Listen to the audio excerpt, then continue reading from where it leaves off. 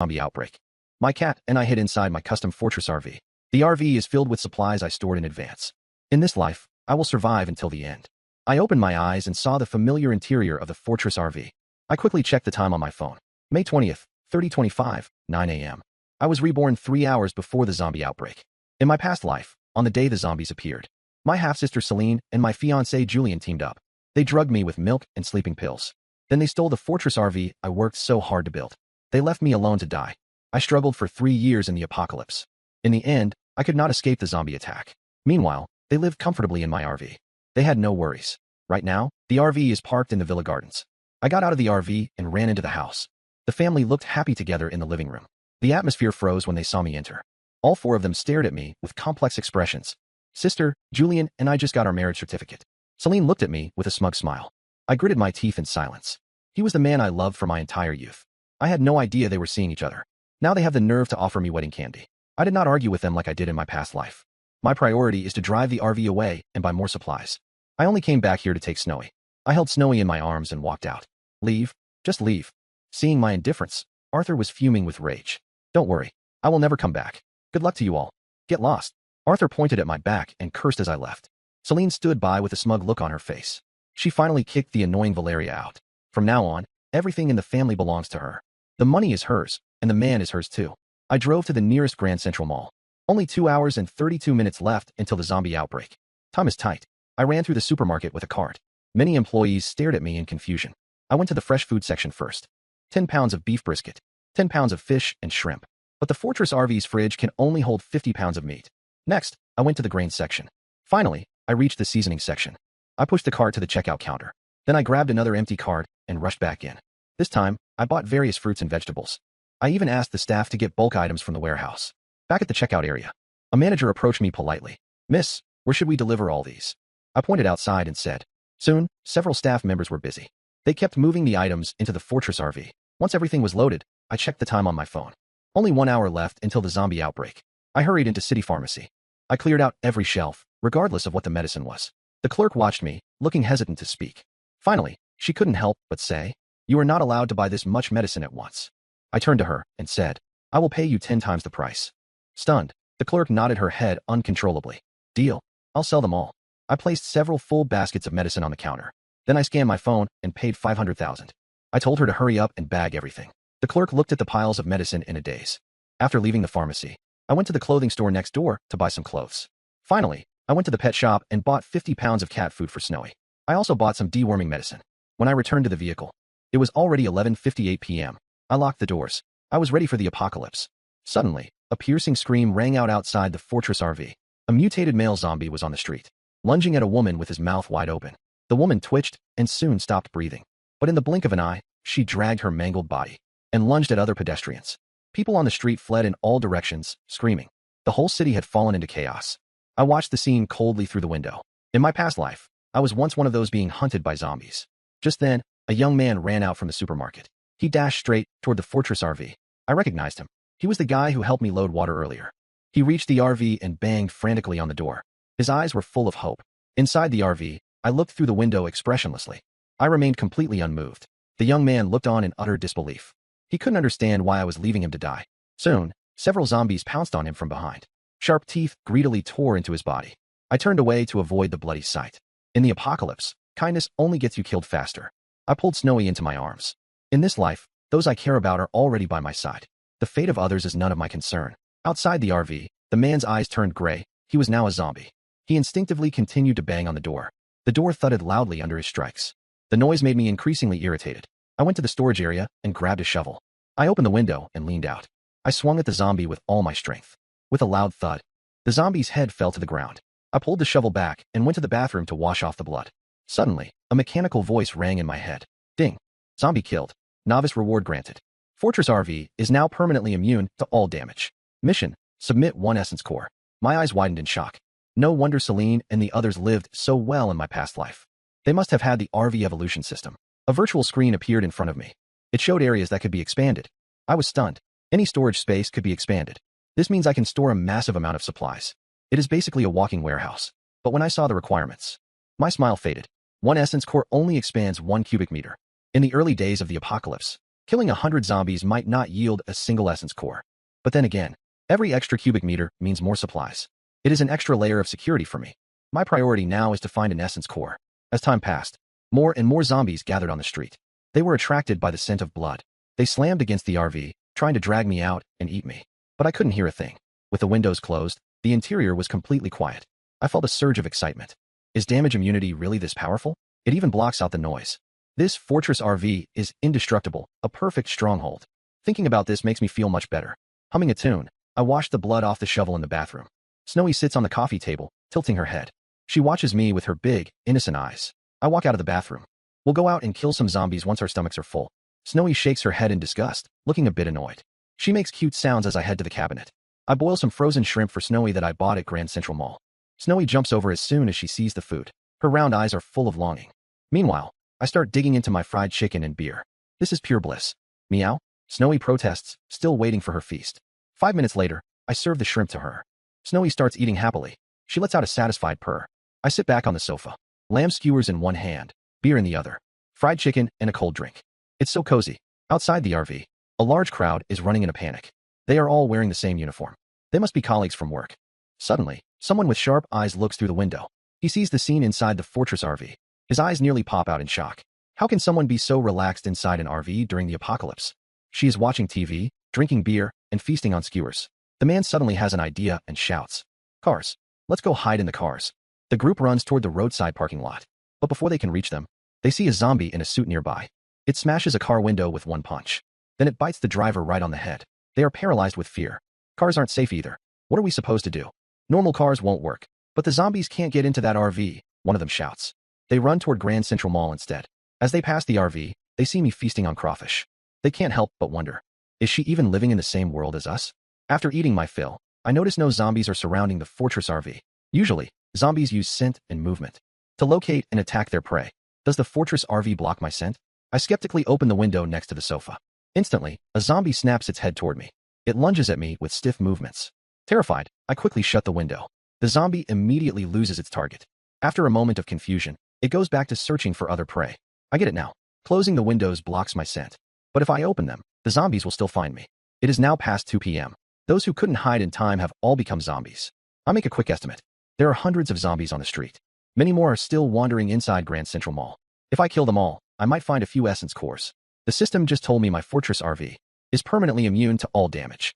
That means it should also be immune to collision damage. I feel a surge of excitement. Since there are too many to kill by hand, I'll just run them over. I enter the cockpit and start the engine. I floor the gas and charge right at the zombies. But I'm not reckless enough to dive into the thickest crowd. As long as I crush their heads, the zombies will be finished. Under the crushing wheels, the street becomes a bloody mess.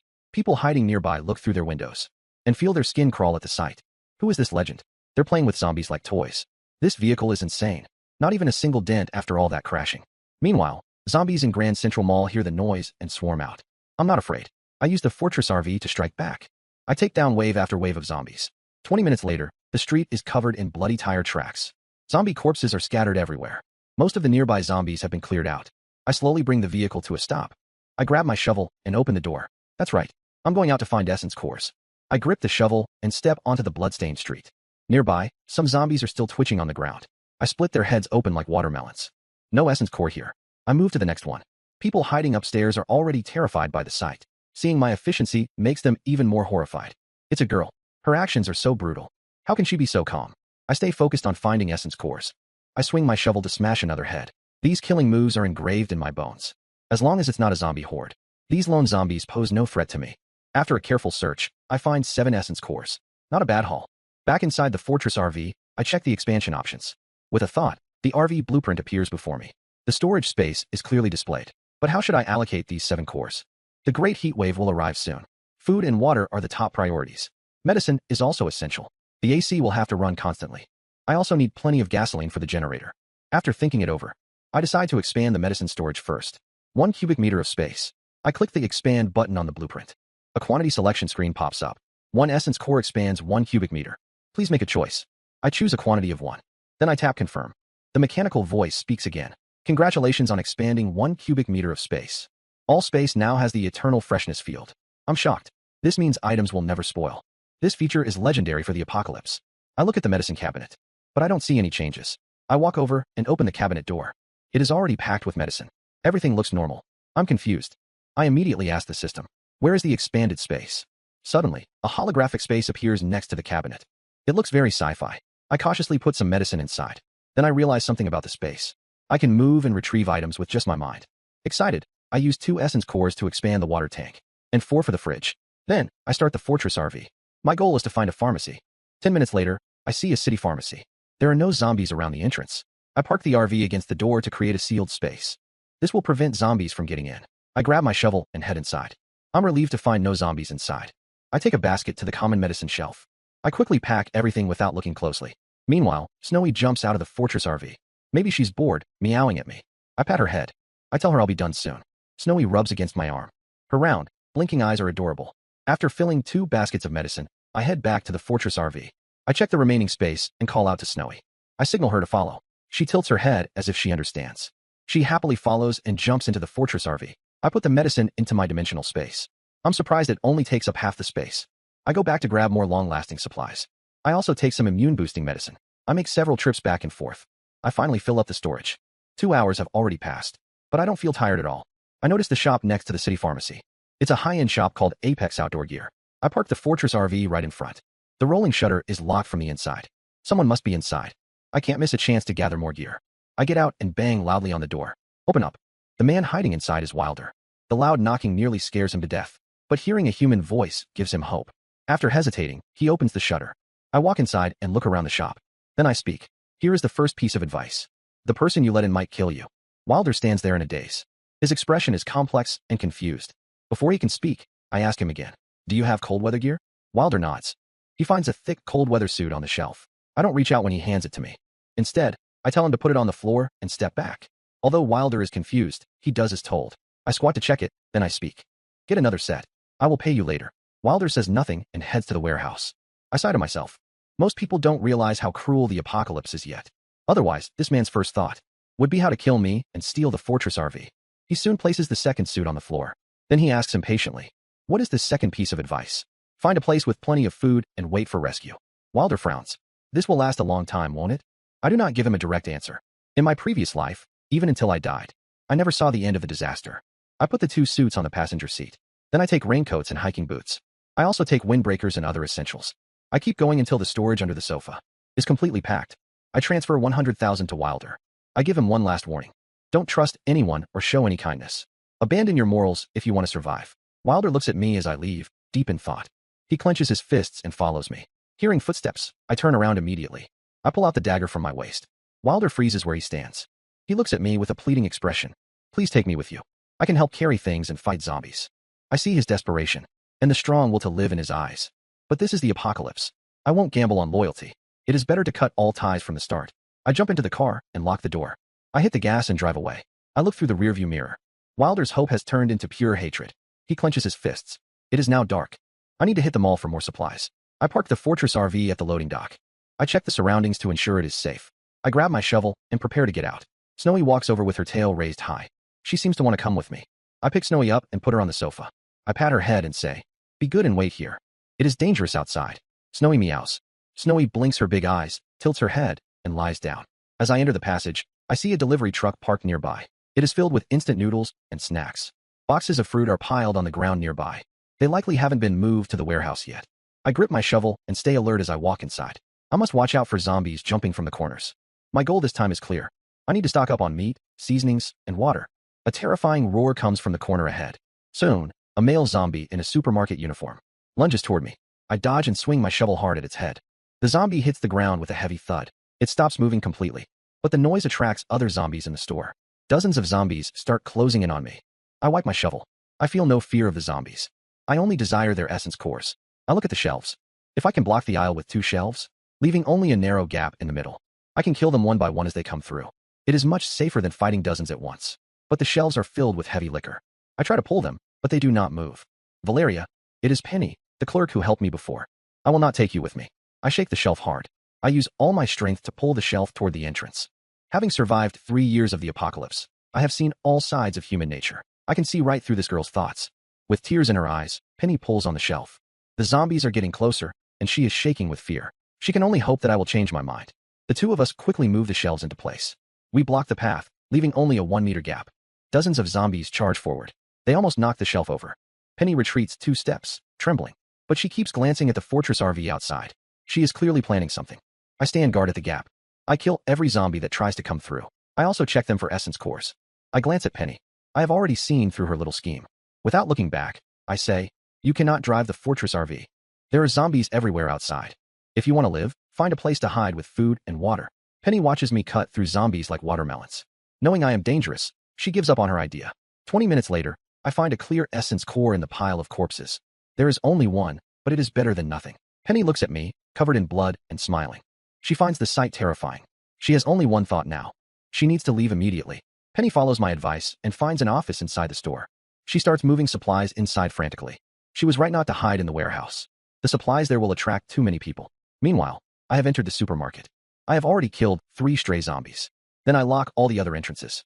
This prevents zombies from other areas from getting in. After that, I grab a shopping cart. Collecting supplies is my top priority. I head to the deli section first. Braised meat and fried food are my favorites. I fill the cart to the brim. I push the shopping cart back.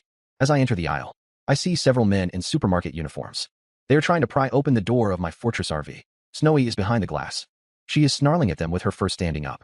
One man's wrench is already bent from prying. The fortress RV door still won't budge. He is losing his temper. He smashes the door handle hard several times. But not even the paint is chipped. Another man is even more frustrated. There isn't even a mark. They are all shocked. Even if this RV was made of steel plates, it should have some dents by now. Yet it is completely unscathed. Then someone speaks up. I don't believe this. He turns around. He sees me standing there with my shopping cart. I am staring at them coldly from nearby. The man tries to act calm and asks, "Are you the owner? It's dangerous for a girl to be out here alone. Take us with you. We can protect you." Seeing it is just a girl, the others let out a sigh of relief. She's just a girl. This fortress RV is ours now. I sneer at them and speak. "Get away from my fortress RV immediately, or you will regret it." A man in a security uniform steps forward. He points at my cart. "Did you pay for those items? I suspect you of stealing from the mall. Open the door and let us inspect the fortress RV." He looks smug, thinking his words have me cornered. Mockery flashes in my eyes. In a flash, the sharp edge of my shovel cuts the man's throat. Blood gushes out. The man collapses to the ground. She killed him. The others retreat in terror. It is the apocalypse. What does one life matter? Leave now or stay here with him. They tremble in fear at my words.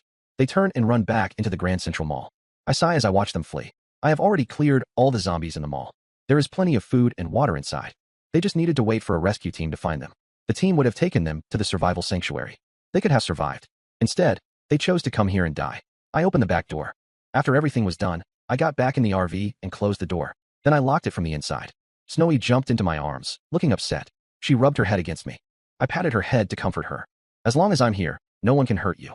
I took a large chicken leg out of the bag and placed it on her food plate. Snowy licked her lips at the delicious smell. I opened the refrigerator. First, I moved the produce into the dimensional space. Then I filled it with items from the shopping cart. I used my mind to transfer everything into the space. I realized all these items only filled a small corner. I didn't expect 1 cubic meter to hold so much. I'll need 5 or 6 more trips to fill it up. I remembered the manual pallet jack in the passage. It can carry a lot of things at once. Just as I was about to head back out, I felt something tugging at my pants. I turned and saw Snowy wagging her tail, staring at me. She bit my clothes and wouldn't let go. I smiled. "I need to go collect more supplies, so we can have a better life." Snowy whimpered, but still wouldn't let go. I knelt down and asked, "Do you want to come with me?" Snowy blinked her eyes. Then she jumped into my arms. Back in the passage, I put some crates on the pallet jack. Then I took Snowy and headed into the supermarket. Supermarket survivors hid in fear when they saw me. Clearly, word of what happened outside had spread. I didn't care about them. Stocking up was my priority. I went to the deli section first. I packed up all kinds of braised meats. Then I grabbed many cold side dishes. I couldn't miss the fried dough, pancakes, sushi, and rice dumplings. I took some of everything. Snowy sat on the pallet jack and watched me without running off. She was very well behaved. I stopped when I reached the dessert section. The beautiful cakes looked very tempting. I'm taking these. In this life, I won't mistreat myself. After clearing out the dessert section, I pulled the loaded pallet jack back to the fortress RV. 2 zombies were now by the guard's corpse. They were busy devouring his organs. The smell of blood must have drawn them. Hearing me, they looked up. They lunged at me with their bloody mouths wide open. I grabbed my shovel and expertly split their skulls. My movements were clean and swift. Back on the RV, I kept stuffing items into the fridge. The repetitive work was becoming annoying. If only I had a dimensional space ability, I wouldn't have to manually load and move everything. It was just a passing thought. Compared to my previous life, I am already very lucky. Soon, it fills exactly 1 cubic meter. There are many desserts. Some are left over after filling the space. I put them on the cabinet to eat later. Then, I pull up the Fortress RV schematic. I use the essence cores I found to upgrade the second floor. After expanding the space, I keep moving between the mall and the RV. I move supplies nonstop. Snowy follows me, though she can't help much. She is mainly here for company. The survivors see that I am safe moving around. They all come out to look for food, but they stay far away. They are probably afraid I will hit them with my shovel. A few women whisper to each other. She has been moving things for hours. Can that RV even fit it all? I bet the inside is packed tight. There is probably no room left to stand. It is already early morning by the time I finish. Looking at the fully stocked RV, I feel a rare sense of peace and satisfaction. In the 1 cubic meter expansion on the second floor, it is packed with rice. There are 1,600 pounds of it. Even at 1 pound a day, it will last over 4 years. I feel so secure now. In the other storage spaces on the second floor, there are 500 pounds of flour and 50 barrels of cooking oil. I also have various seasonings. As for the fridge's 4 cubic meter expansion, besides the cooked food and desserts, it also holds meat and seafood. That's nearly 4,000 pounds in total. The 2 cubic meter water tank is filled with mineral water and plenty of drinks. The cabinets are stocked with my favorite sodas. I don't feel sleepy at all right now. I'm even enjoying a cozy hot pot. The pot is bubbling on the stove, surrounded by fresh vegetables and sliced meat. I take a sip of icy soda. Instant satisfaction fills my body. Snowy's plate is piled high with fish and shrimp. She's eating happily without looking up. This all feels a bit like a dream. The hunger and pain of the apocalypse are still fresh in my mind. Yet here I am, with enough food to last for years. And my beloved Snowy is right here with me. I have some mutton, then plum wine, then a little cake. Happiness has never felt this simple and pure. Full and satisfied, I pat my stomach. I clean up and take a nice hot bath before bed. I change into plush pajamas and hop into bed. It's so soft and cozy under the blankets. I lift a corner of the quilt and call out, "Baby." Snowy jumps up and crawls into the covers. Her little head peeking out is adorable. I cuddle Snowy in the soft bed. We fall asleep and don't wake up until noon. Snowy is the one who wakes me up. She is lying right on my chest. She is pressing so hard I can't breathe. I push Snowy off my body. I turn over to keep sleeping, which makes Snowy anxious. I forgot to prepare a litter box for her. Seeing me falling back asleep, Snowy has an idea. She turns around and points her butt at my face. She lets out a huge, smelly fart. Snowy, what did you eat? Why does it smell so bad? I rush Snowy to the bathroom and put her on the toilet. Knowing she did something wrong, Snowy doesn't resist. She clumsily balances on the edge to poop. Meanwhile, I quickly finish washing up. I head to the supermarket to find some breakfast. When I reach the hallway, I notice something. The snacks and fruit from yesterday are all gone. The survivors must have taken everything. I don't care and keep walking further in. But to my surprise, the supermarket entrance is blocked with shelves and boards. I laugh in anger. I cleared the zombies for them. And now they have locked me out. What a bunch of ungrateful people. I will show them what happens when they cross me. I gather a lot of materials from the entrance, like cardboard and scrap wood. I pile them up at the entrance of the passage. Then I grab a can of gasoline and pour it over the pile. I sneer and toss my windproof lighter into it. The flames ignite instantly. Flames spread rapidly through the passage. The survivors inside the supermarket see the fire. They are completely stunned. What are you waiting for? There is alcohol stored in that passage. If it catches fire, we are all dead. Dozens of survivors in the supermarket panic. They rush to find firefighting equipment. There were already broken wine bottles at the entrance from before. Thick black smoke billows toward them. Penny stands in a corner at the edge of the store. She watches them scramble to put out the fire and curses. Idiots. Why provoke her when you know she is dangerous? Just looking for trouble. Luckily, the fire safety system works. Working together, they finally extinguish the fire. They sit on the floor covered in soot, gasping for air. Someone begins to complain. I told you last night not to provoke that woman. She is a cold-blooded lunatic. So what if she takes some supplies? It would not have affected us anyway. Shut up. If she killed old Wong, she will kill us too. You will regret it when the time comes. I agree. We need to find a way to drive her away. Encouraged by the manager, Kane, a dozen strong young men quickly gather. Heavy rain begins to fall outside. I stand outside the passage in a black raincoat. Soon, Kane leads the group to the entrance. They are holding various weapons. Seeing me again, many of them shiver. Kane rolls up his sleeves and shouts, "Everyone charge. Catch her." Instantly, a dozen survivors rush forward. But before they can even attack, my sharp shovel already strikes them. In just a moment, I knock all of them to the ground. The area is filled with cries of pain. 3 years of survival have made me much stronger. These people are no match for me. I squat down beside Kane. I look at him with a cold expression. You just said you wanted to catch me? I was wrong. I just wanted you to leave. Please, let me go. I sneer. Scared now? Too late. I find a rope and tie Kane's hands and feet tightly. Using the escalator on the west side, I drag Kane to the second floor. Kane looks terrified. He has no idea what I will do to him next. I drag a storage shelf over. I place it right in front of the stairs. Then I tie Kane to the shelf. He is forced to face the stairs. What are you doing? Let me go? Kane is filled with terror.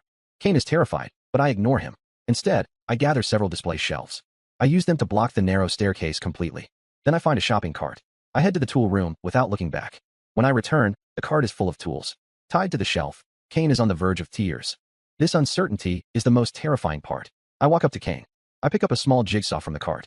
There are also 2 large chainsaws in the cart. They are perfect for cutting through wood or metal. Seeing this, Kane starts shaking uncontrollably. He begs for mercy over and over. I simply roll my eyes at him. I carry the saw to the shelves blocking the stairs. With a loud roar, the blade screeches against the metal. The sound is maddening. Kane realizes my plan and panics. The noise will definitely attract the zombies upstairs. Once they break through, they will eat him alive. I cut a hole through the shelving units. It is just big enough for one person to pass. As I finish cutting through the last shelf, the stairs are already swarming with zombies. The loud noise drew them all here. I quickly grab a larger logging chainsaw. I tie it firmly to the shelving unit. I mount it about 5 feet off the ground. A zombie tries to rush through the hole. Its head is instantly sliced off by the chainsaw. Blood sprays everywhere, splashing all over Kane's face. He knew all along this woman was using him as bait. Zombies smell the blood and start rushing over. They keep coming toward the hole in a steady stream. One by one, they walk straight to their deaths. This simple trap makes killing zombies much easier. This is all experience I gained from my past life. Now, I just need to wait a while and clear out the corpses. I need to keep the opening from getting blocked. Kane's terrified screams and the roar of the chainsaw echo throughout the entire supermarket. Other survivors hear the noise and come to see what's happening. Their faces turn pale with horror at the sight. Piles of severed limbs are stacked up at the hole. Blood is splattered everywhere. The scene is absolutely terrifying. I walk over to the shelf. I toss the severed limbs blocking the hole aside. Kane stops screaming the moment he sees me approach. He was about to beg for mercy again, but then he sees me pull something from the pile of remains. I pick up a zombie's head. I smash it hard against the ground. The skull instantly splits in 2. Kane looks at me in pure terror. He doesn't understand why I'm doing this as I smash a dozen more. Meanwhile, in a claw machine shop across from the supermarket, 2 men and 2 women are looking through the blinds. A girl with a hair bun whispers, "What's going on over there?" The man with glasses beside her frowns, deep in thought. "Let's go check it out anyway. We can cover you while you gather supplies." The other girl said excitedly, "With a chosen one, like you here, we can live well even in the apocalypse." Serena is the girl with the hair bun, known as the chosen one. They were originally out shopping with their boyfriends. Then the zombie outbreak hit. They immediately hid in a claw machine shop. That's how they survived. Meanwhile, Serena realized she had awakened an ability, the rare dimensional space ability. Since they were in Grand Central Mall, full of resources, she was determined to make a big move. The 4 of them sneaked downstairs to the street. They looked around. It was eerily quiet. There were only a few zombie corpses on the ground. They didn't see a single living soul nearby. They cautiously walked toward the supermarket.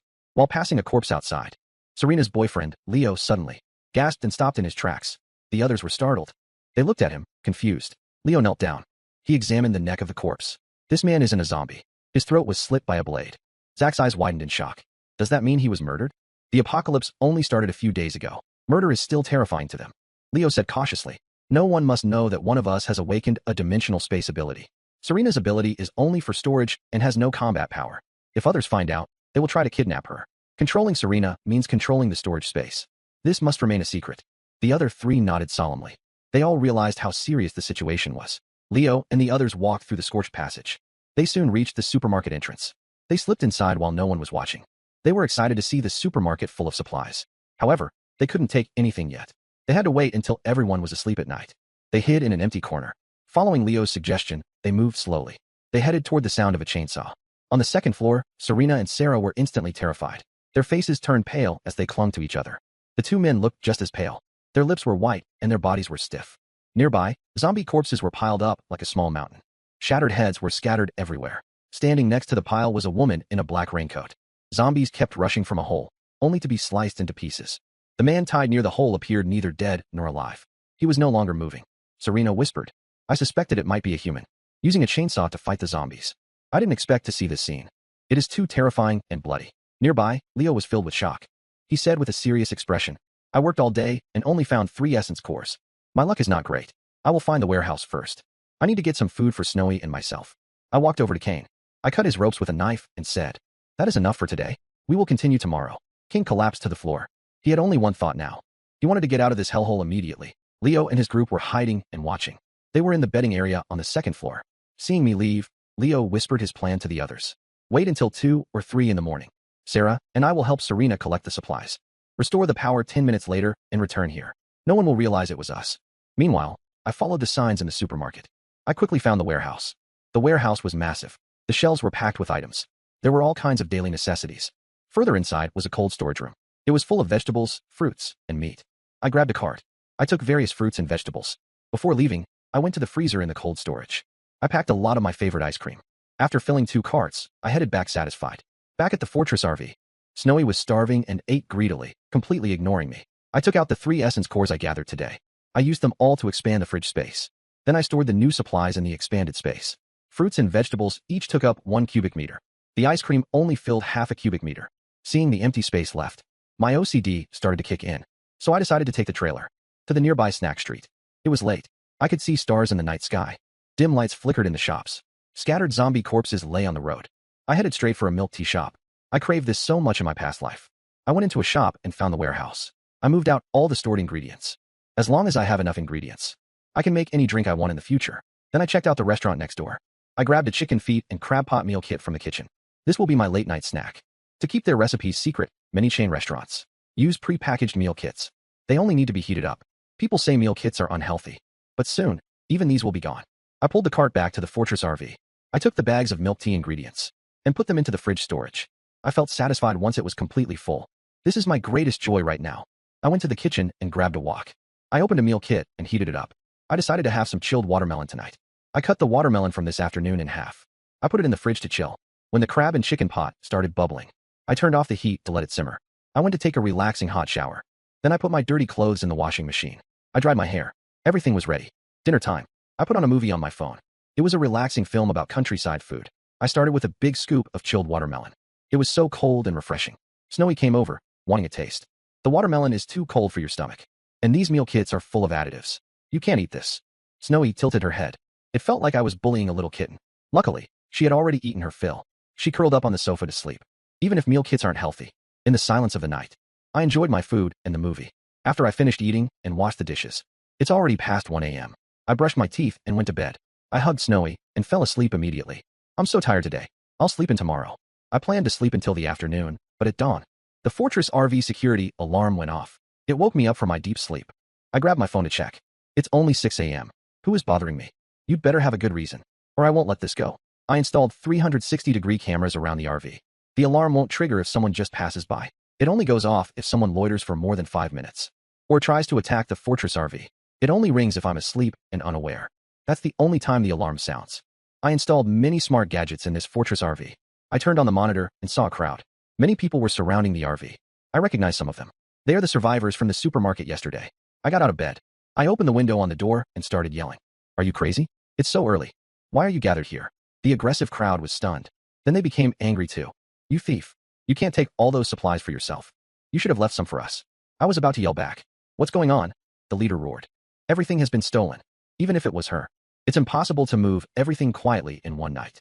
Unless there is a dimensional space user here. I got dressed and grabbed my shovel. I headed to the supermarket, and the survivors followed. The supermarket shelves were once full. Now they are so empty that not even a wrapper is left. No one could do this. Except for a dimensional space user. I didn't expect to encounter such a rare ability user so early. Especially a dimensional space user. Since the apocalypse began, in the sanctuary from my previous life, there were only a few thousand ability users among hundreds of thousands. That shows how rare they are. Dimensional space users are the rarest of all. They are the best at transporting supplies. I looked around and turned to Kane. Where is the surveillance? Kane explained nervously. We thought it was just the wiring, becoming unstable after the fire, so we ignored it. But this morning, we found everything was gone. We checked the cameras and found the wires were damaged. Nothing was recorded after the power went out. Just as I thought, cutting the power to steal supplies means they have no combat power. A dimensional space user must reach mid or high level before they can evolve the ability to teleport or develop space blades. They have combat potential, but they chose to steal instead. And now they are pinning the blame on me. I asked again, who said I'm the thief? Kane immediately pointed into the crowd. He pointed at a young man. Leo thought that as long as he shifted the suspicion to a lone girl, his group could stay hidden. I sized up Leo and his friends. I observed everyone's expressions. The others looked angry and terrified. They are acting angry on the surface, but they are actually very calm. The dimensional space user must be one of those 4. Leo felt uneasy under my stare. If people find out they stole the supplies, they won't survive the consequences. So they have to insist that this girl is the thief. Leo said firmly, I saw you coming back to the supermarket last night to take everything. I almost laughed at his stupidity. What a pathetic excuse. I gave them a chance to live, but they wasted it. Don't blame me for being ruthless. The survivors nearby heard this claim. Their eyes nearly popped out in shock. They were already mourning for this young man in their hearts. Of all people to provoke, he chose her. If this woman really wanted to take the supplies, no one could stop her. Besides, how could she move everything alone? Without making a single sound? Sure enough, I rushed toward the four of them the next second. Slash! My shovel sliced through Serena's throat. Leo was sprayed with blood. He looked at Serena in horror. Serena clutched her bleeding throat with both hands. Her mouth moved, but only blood gushed out. Am I not the chosen girl? How can I die so easily? Leo held Serena and screamed. Serena, Serena, don't leave me. You won't die. Everyone in the supermarket saw this. Even though they were prepared, they still trembled with fear. I told them not to provoke her. They just had to seek death. No one can stop it. She kills without a second thought. She won't waste words on someone she can just kill. Under Leo's terrified gaze, Serena took her final breath with regret. Instantly, the missing supplies burst out of thin air. They piled up into a small mountain. Leo's attempt to hide her earlier revealed her as the weakness. He thought he could frame me with such a low IQ? Seeking death. Back at the Fortress RV, I opened a cold Coke. A few gulps later, I felt much more relaxed. It seems this supermarket shelter is no longer a place to stay. Aside from the piles of zombie corpses, bacteria and viruses will soon spread. I also need to watch out for Leo. He definitely won't let this go. I opened the map on my phone to check our next move. There is a farmer's market 10 kilometers away.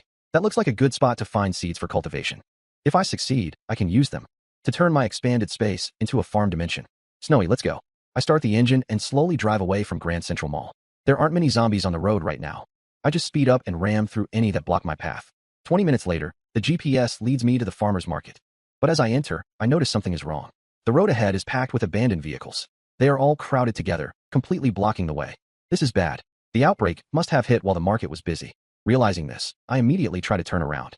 But it is already too late. The sound of the engine has attracted the zombies. In an instant, zombies swarm out from every corner. They gather around the Fortress RV in massive numbers. There are at least several hundred of them. I put the Fortress RV in reverse and move back a few meters. After crushing dozens of zombies, I am completely stuck. The RV is immune to damage, but its horsepower is limited. Facing such a thick crowd of zombies, it cannot simply plow through them like a bulldozer. The zombies frantically claw and pound at the RV. They snarl and gnash their teeth. Their gray eyes look absolutely terrifying.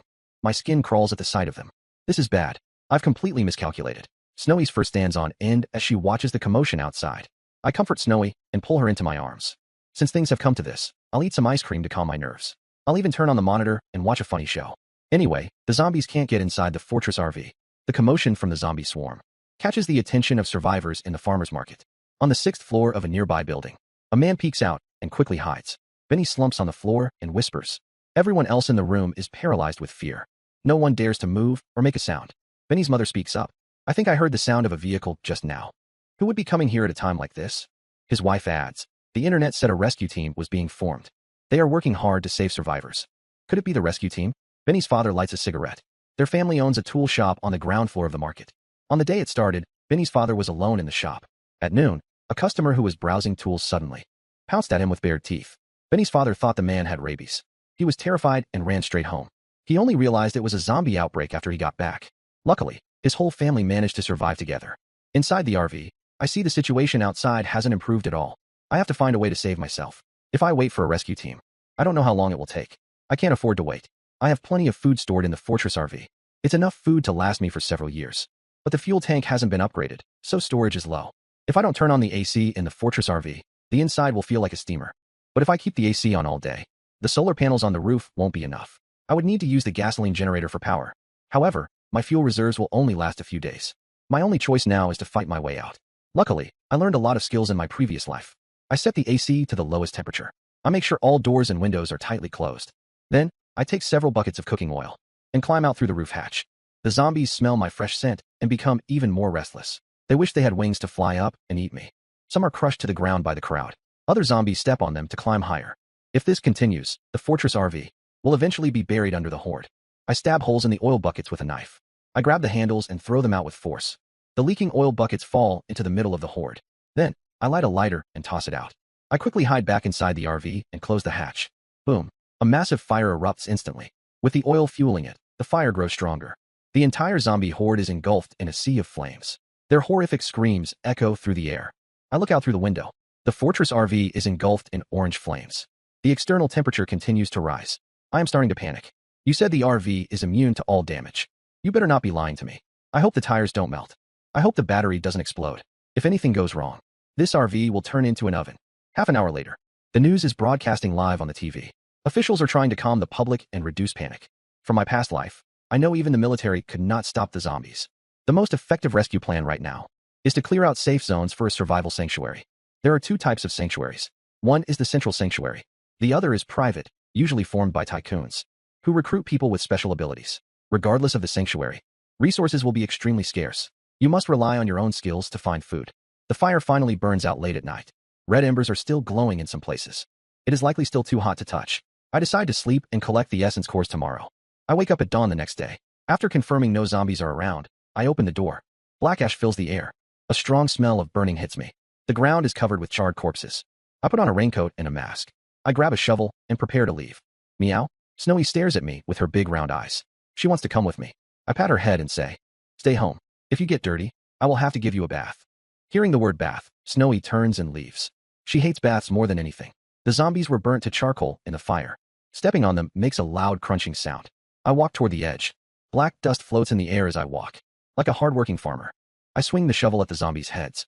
There are thousands of zombies here. I will definitely find essence cores. It just depends on how many. Meanwhile, Benny's family watches from upstairs. Should we go down to find essence cores? I read online that they might be very useful. Sienna shakes her head quickly. I am not going. I am afraid of being infected. You guys should not go either. We can forget the cores, but we must get food. The news says the temperature is rising every day. Who knows when the rescue team will arrive? Hoarding supplies is the most important thing now. Everyone agrees with Benny's father. They decide to take weapons and go down for food and water. After a busy morning, I can't wait to return to the Fortress RV and pull up the system view. Then I am surprised to discover my small fish tank can actually be expanded. I immediately use an essence core to expand the space within the fish tank. Congratulations on unlocking the fish pond dimension. Time flows at a normal rate in the fish pond dimension. Reward: automatic water optimization and oxygenation. Aquatic plants will grow to promote an ecological cycle. I see the fish pond is filled with water. There are colorful stones at the bottom. Green water plants are floating in the water. My eyes widen in shock. In this post-apocalyptic world of endless disasters, the importance of sustainable production is obvious. Excited, I click to expand the potted plant next. Input quantity: 1. Congratulations on unlocking the farm dimension. Time flows at a normal rate in the farm dimension. Sunlight, nutrients, and oxygen levels are all normal. The soil remains moist. Suddenly, I find myself in a vast white space. Gentle sunlight shines down from above. Beneath my feet is moist black soil. It is only 1 square meter. This is a unique space. There is a 1 square meter pool next to it. It is the fish pond dimension I just expanded. The fish pond and farm have actually merged. This surprises me. I try walking toward the edge. I tentatively reach out to touch it. A system notification sounds. Only farming-related items can enter the farm dimension. Space is limited and for farming use only. Fish pond water and farm soil are for internal use only. They cannot be taken out. I use the remaining 8 essence cores to upgrade the sofa cabinet storage. These 8 cubic meters will be used for seeds. Since the farm provides renewable resources, hoarding seeds is the most practical choice. No time to eat. I drive toward the farmer's market. I park the vehicle a bit further down the street. The ground here is relatively clean. I pull a hand trolley into a seed shop. The shop is quite large. Grain seeds and some common medicinal herb seeds. I find some large boxes. I take everything and load it onto the vehicle. One load after another. I tirelessly move back and forth until the sofa cabinet space is completely full. Then I walk into a nearby farm tool shop. Small hoes and sickles. I take some small shovels as well. Sienna, who is watching my every move, says excitedly, "She is taking our family's farming tools. You thief." Stealing my things in broad daylight right in front of me. Benny, standing beside her, is speechless. Besides, we've stolen plenty of things from others too. Back on the Fortress RV, I'm exhausted. I slump onto the sofa. Snowy jumps up and meows. Her big round eyes are so cute. I hold her in my arms and pet her gently. Suddenly, a roar comes from the sky. I quickly look out the window. A military helicopter is flying overhead. It's flying low, and the wind from the blades kicks up dust. I frown and mutter. The central sanctuary has started to act. I need to hurry and start my plan. The helicopter uses loud noise to lure the zombies. They're leading them to the outskirts to wipe them out. But the real challenge isn't the zombies. It's the natural disasters. During the Great Heat Wave, temperatures will soar to over 60 degrees. People will suffer from heat stroke. The internet will go down and fires will break out everywhere. Supplies will be destroyed. This is when humanity will truly be pushed to the brink. I must hunt as many zombies as possible before the heat wave arrives. I need essence cores to expand my space and store supplies. Hunting zombies quickly and efficiently is my priority. My first step is to upgrade the Fortress RV. I'll turn it into a powerful zombie harvester. Suddenly, the system notification sounds. Pay 50 essence cores to upgrade the RV and unlock the auto core collection feature. 50 essence cores? Are you a bandit? Wait, you mean auto core collection? Honestly, I'm tempted. If the Fortress RV can auto-collect cores, it will be much more efficient. But I don't have that many cores right now. So I had an idea and told the system, give me a loan. I'll pay you back later with the cores I collect. A moment later, the notification sounds again. No problem, but there is interest. You must pay back 200 essence cores in total. I cursed the system in my head. You greedy system. That's daylight robbery. I grit my teeth and say, fine, 200 it is. Just upgrade it. The system will finish the upgrade tonight. It won't disturb your sleep. Please rest assured. After making the deal, I feel much more relaxed. I decide to check on the farm dimension. It's Snowy's first time here. She walks to the fish pond dimension. She watches the fish swimming around. I pick up a shovel and dig a small hole. I'm going to plant seeds in this plot. Snowy sees me working and comes to help. I drop 2 seeds. She uses her paws to cover them with soil. The soil has the perfect moisture. I don't even need to water them. After finishing, I pick up dirty Snowy. I plan to give her a good bath once we are out. But when we return to the Fortress RV, both of us are completely clean. There is no dirt on us. I soon realize why. The system said soil and water from the dimension cannot be taken out. That is why we are clean. This is actually quite convenient. It saves me from bathing and changing clothes every time I finish working. After tidying everything up, I get into bed with Snowy. I fall into a deep sleep. The next morning, I rush out of the Fortress RV to check the upgrade. The front bumper now has something new. There are 2 rows of sharp blade rollers. At the same time, the system notification sounds. The start switch is in the driver's cabin. The Essence Core collection box is under the center console. I go back inside the vehicle to check. Next to the start button, I see it. There is a new red button. I press it. The blade rollers in front of the car spin at high speed. It looks terrifying. Anything caught in there will be shredded instantly. I can't wait to test its power. Where can I find the most zombies right now? It must be the meat grinder at the central sanctuary. I just need to wait on the road leading to the meat grinder. There will be endless zombies to kill. I start the engine and drive slowly out of the farmer's market. I haven't driven very far. Before zombies hear the noise and rush toward the Fortress RV, I sneer and activate the blade rollers. In an instant, the zombies are sucked in. They come out as a pile of mashed meat. I can't hide my excitement. Driving this RV feels amazing. I see a gas station on the road. I pull in to fill up both fuel tanks. This station is self-service. I just scan the code to pay. Helicopters keep flying overhead. After refueling, I immediately follow them. Soon, I get onto a national highway. This highway has clearly been modified. After driving a bit further, many low-flying helicopters appear. Below them is a sea of zombies. After they lure the zombies here, they head back to the city to lure the next wave. Once the helicopters leave, a military truck with cages appears.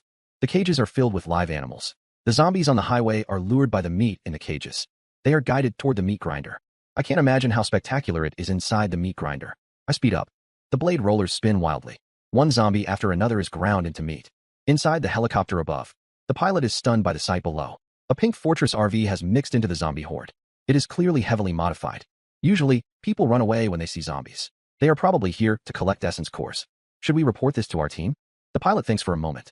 Our team has probably already noticed her. They haven't stopped her because they don't care. There are too many zombies anyway. Let her kill them if she wants. Not many people know the use of essence cores yet. This person is quite clever. She is likely an ability user. The co-pilot agrees. The sanctuary needs ability users. Someone will negotiate with her when she leaves. They will ask her to join the sanctuary. The helicopter circles the Fortress RV. Then it flies toward the city. Inside the Fortress RV, I'm exhausted and still haven't found the meat grinder. I turn the vehicle around and park against the tide of zombies. The blade rollers continue to harvest the zombies. To my surprise, inside the transparent box in the center console, there are more than just essence cores. There is also a lot of jewelry. I pour it all onto the coffee table. There are 25 essence cores in total. Before I can even celebrate, all the essence cores suddenly disappear. Cores collected will be used to repay the system first. 175 cores remaining. I have to accept it. If the system hadn't modified the Fortress RV, collecting essence cores wouldn't be this easy. I stop worrying about the system for now. I feed Snowy, watch some TV, and go to sleep.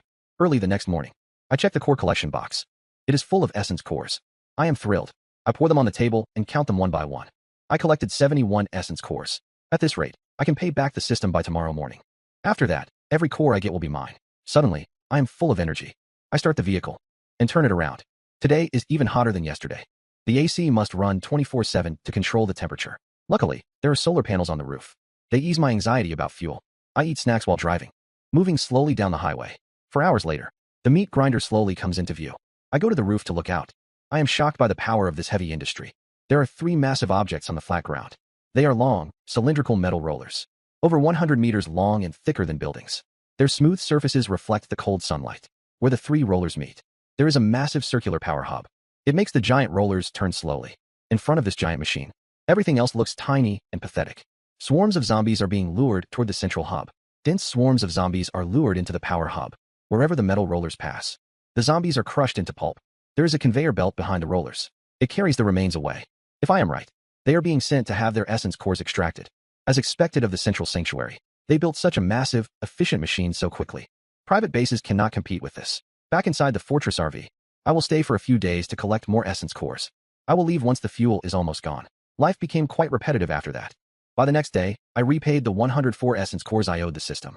I have 22 cores left. I immediately expanded the fish pond and farm dimensions. This will help increase my long-term food production. By the third day, I have 98 cores, plus the 12 left over from yesterday. That means I can expand my space by 110 cubic meters. Just as I was dreaming of the future, the fuel alarm went off. I was shocked when I checked the gauge. The tank is nearly empty. I did not realize the zombie harvester used so much fuel. I quickly drove onto the main road. I navigated to the nearest gas station. I did not start refueling immediately. First, I decided to expand both fuel tanks. I expanded the storage by 30 cubic meters. Now, with full tanks, the Fortress RV can travel hundreds of thousands of kilometers without a problem. I will never worry about fuel again. I also need to expand the water tanks. I used 30 essence cores to expand the fresh water tank.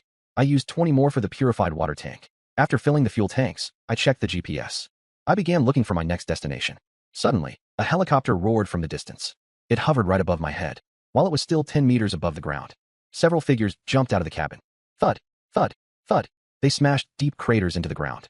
But they walked toward me as if nothing happened. I frowned and stayed alert. Ability users are at the top of the pyramid in this apocalypse. Every base fights to recruit them. But what do these metal manipulation users want with me? My name is Marcus. I am the head of construction for the Central Sanctuary. We detected that you might be a metal manipulation user. We are here to invite you to join our sanctuary. Me, a metal manipulation user? You must be mistaken. Marcus did not believe me. This RV's metal is so reinforced that zombies cannot even leave a scratch on it. Even if you are not a metal manipulation user, you must have some other ability. Name any conditions you have. We will do our best to meet them.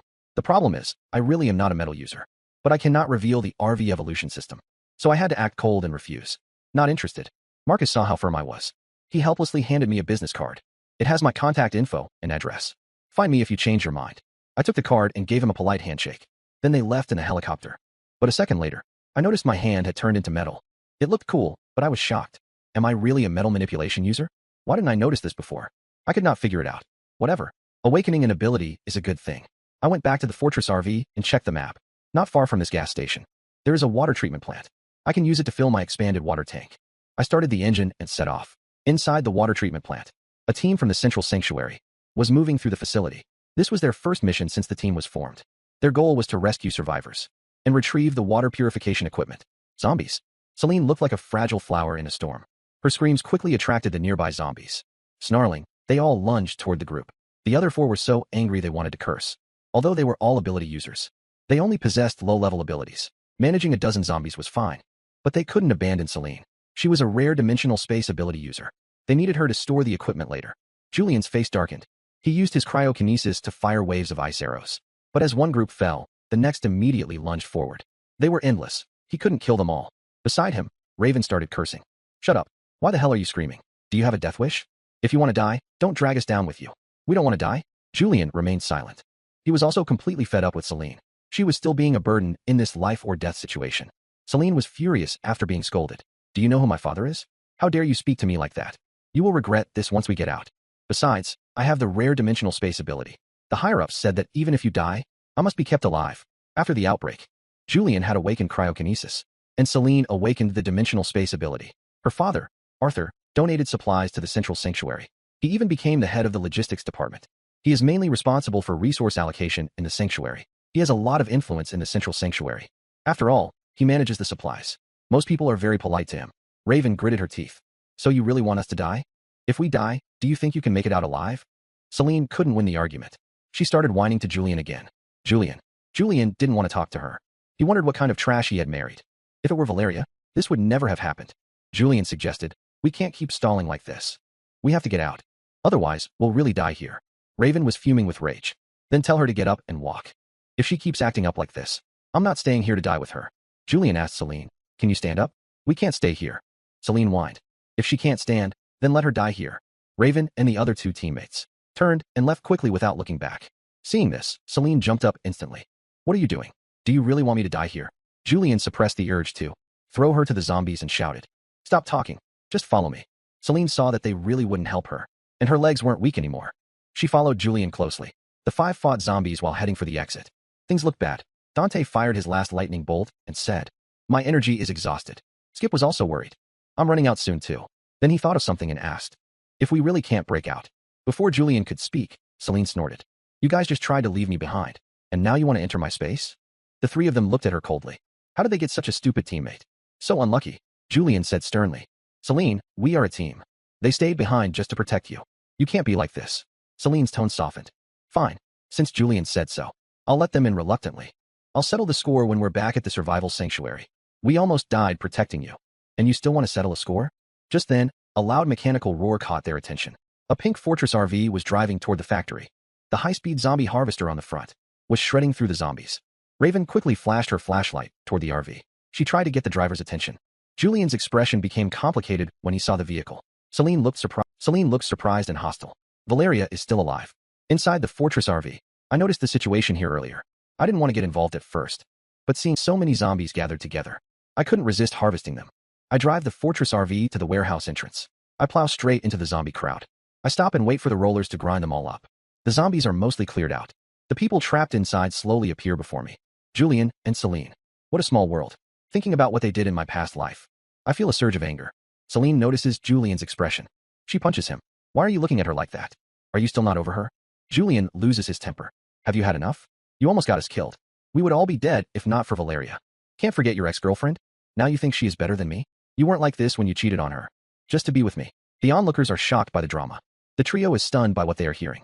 They didn't expect such a big scandal. Celine points at the Fortress RV and screams, "It's the apocalypse. How can you shamelessly follow Julian everywhere? The two of us are already married." Julian feels incredibly embarrassed. He steps forward to pull Celine away. "Enough.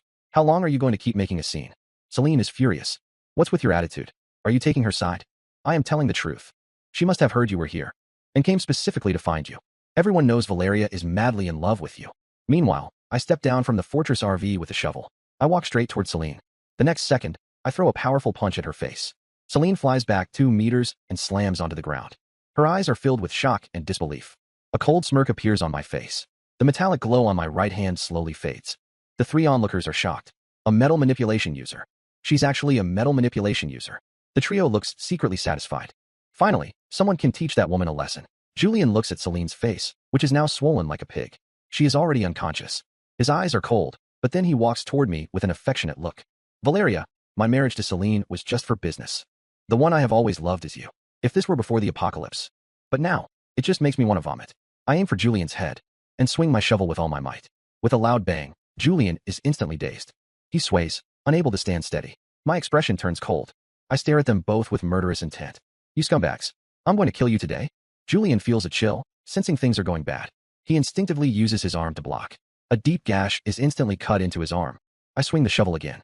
But Celine suddenly lunges forward. She uses her dimensional space ability to vanish with Julian. I put away my shovel, feeling a wave of regret. They actually escaped such a perfect opportunity. At that moment, I notice a strange sensation in my body again. This feeling is exactly the same as when I awakened my metal manipulation. I decide to test it out.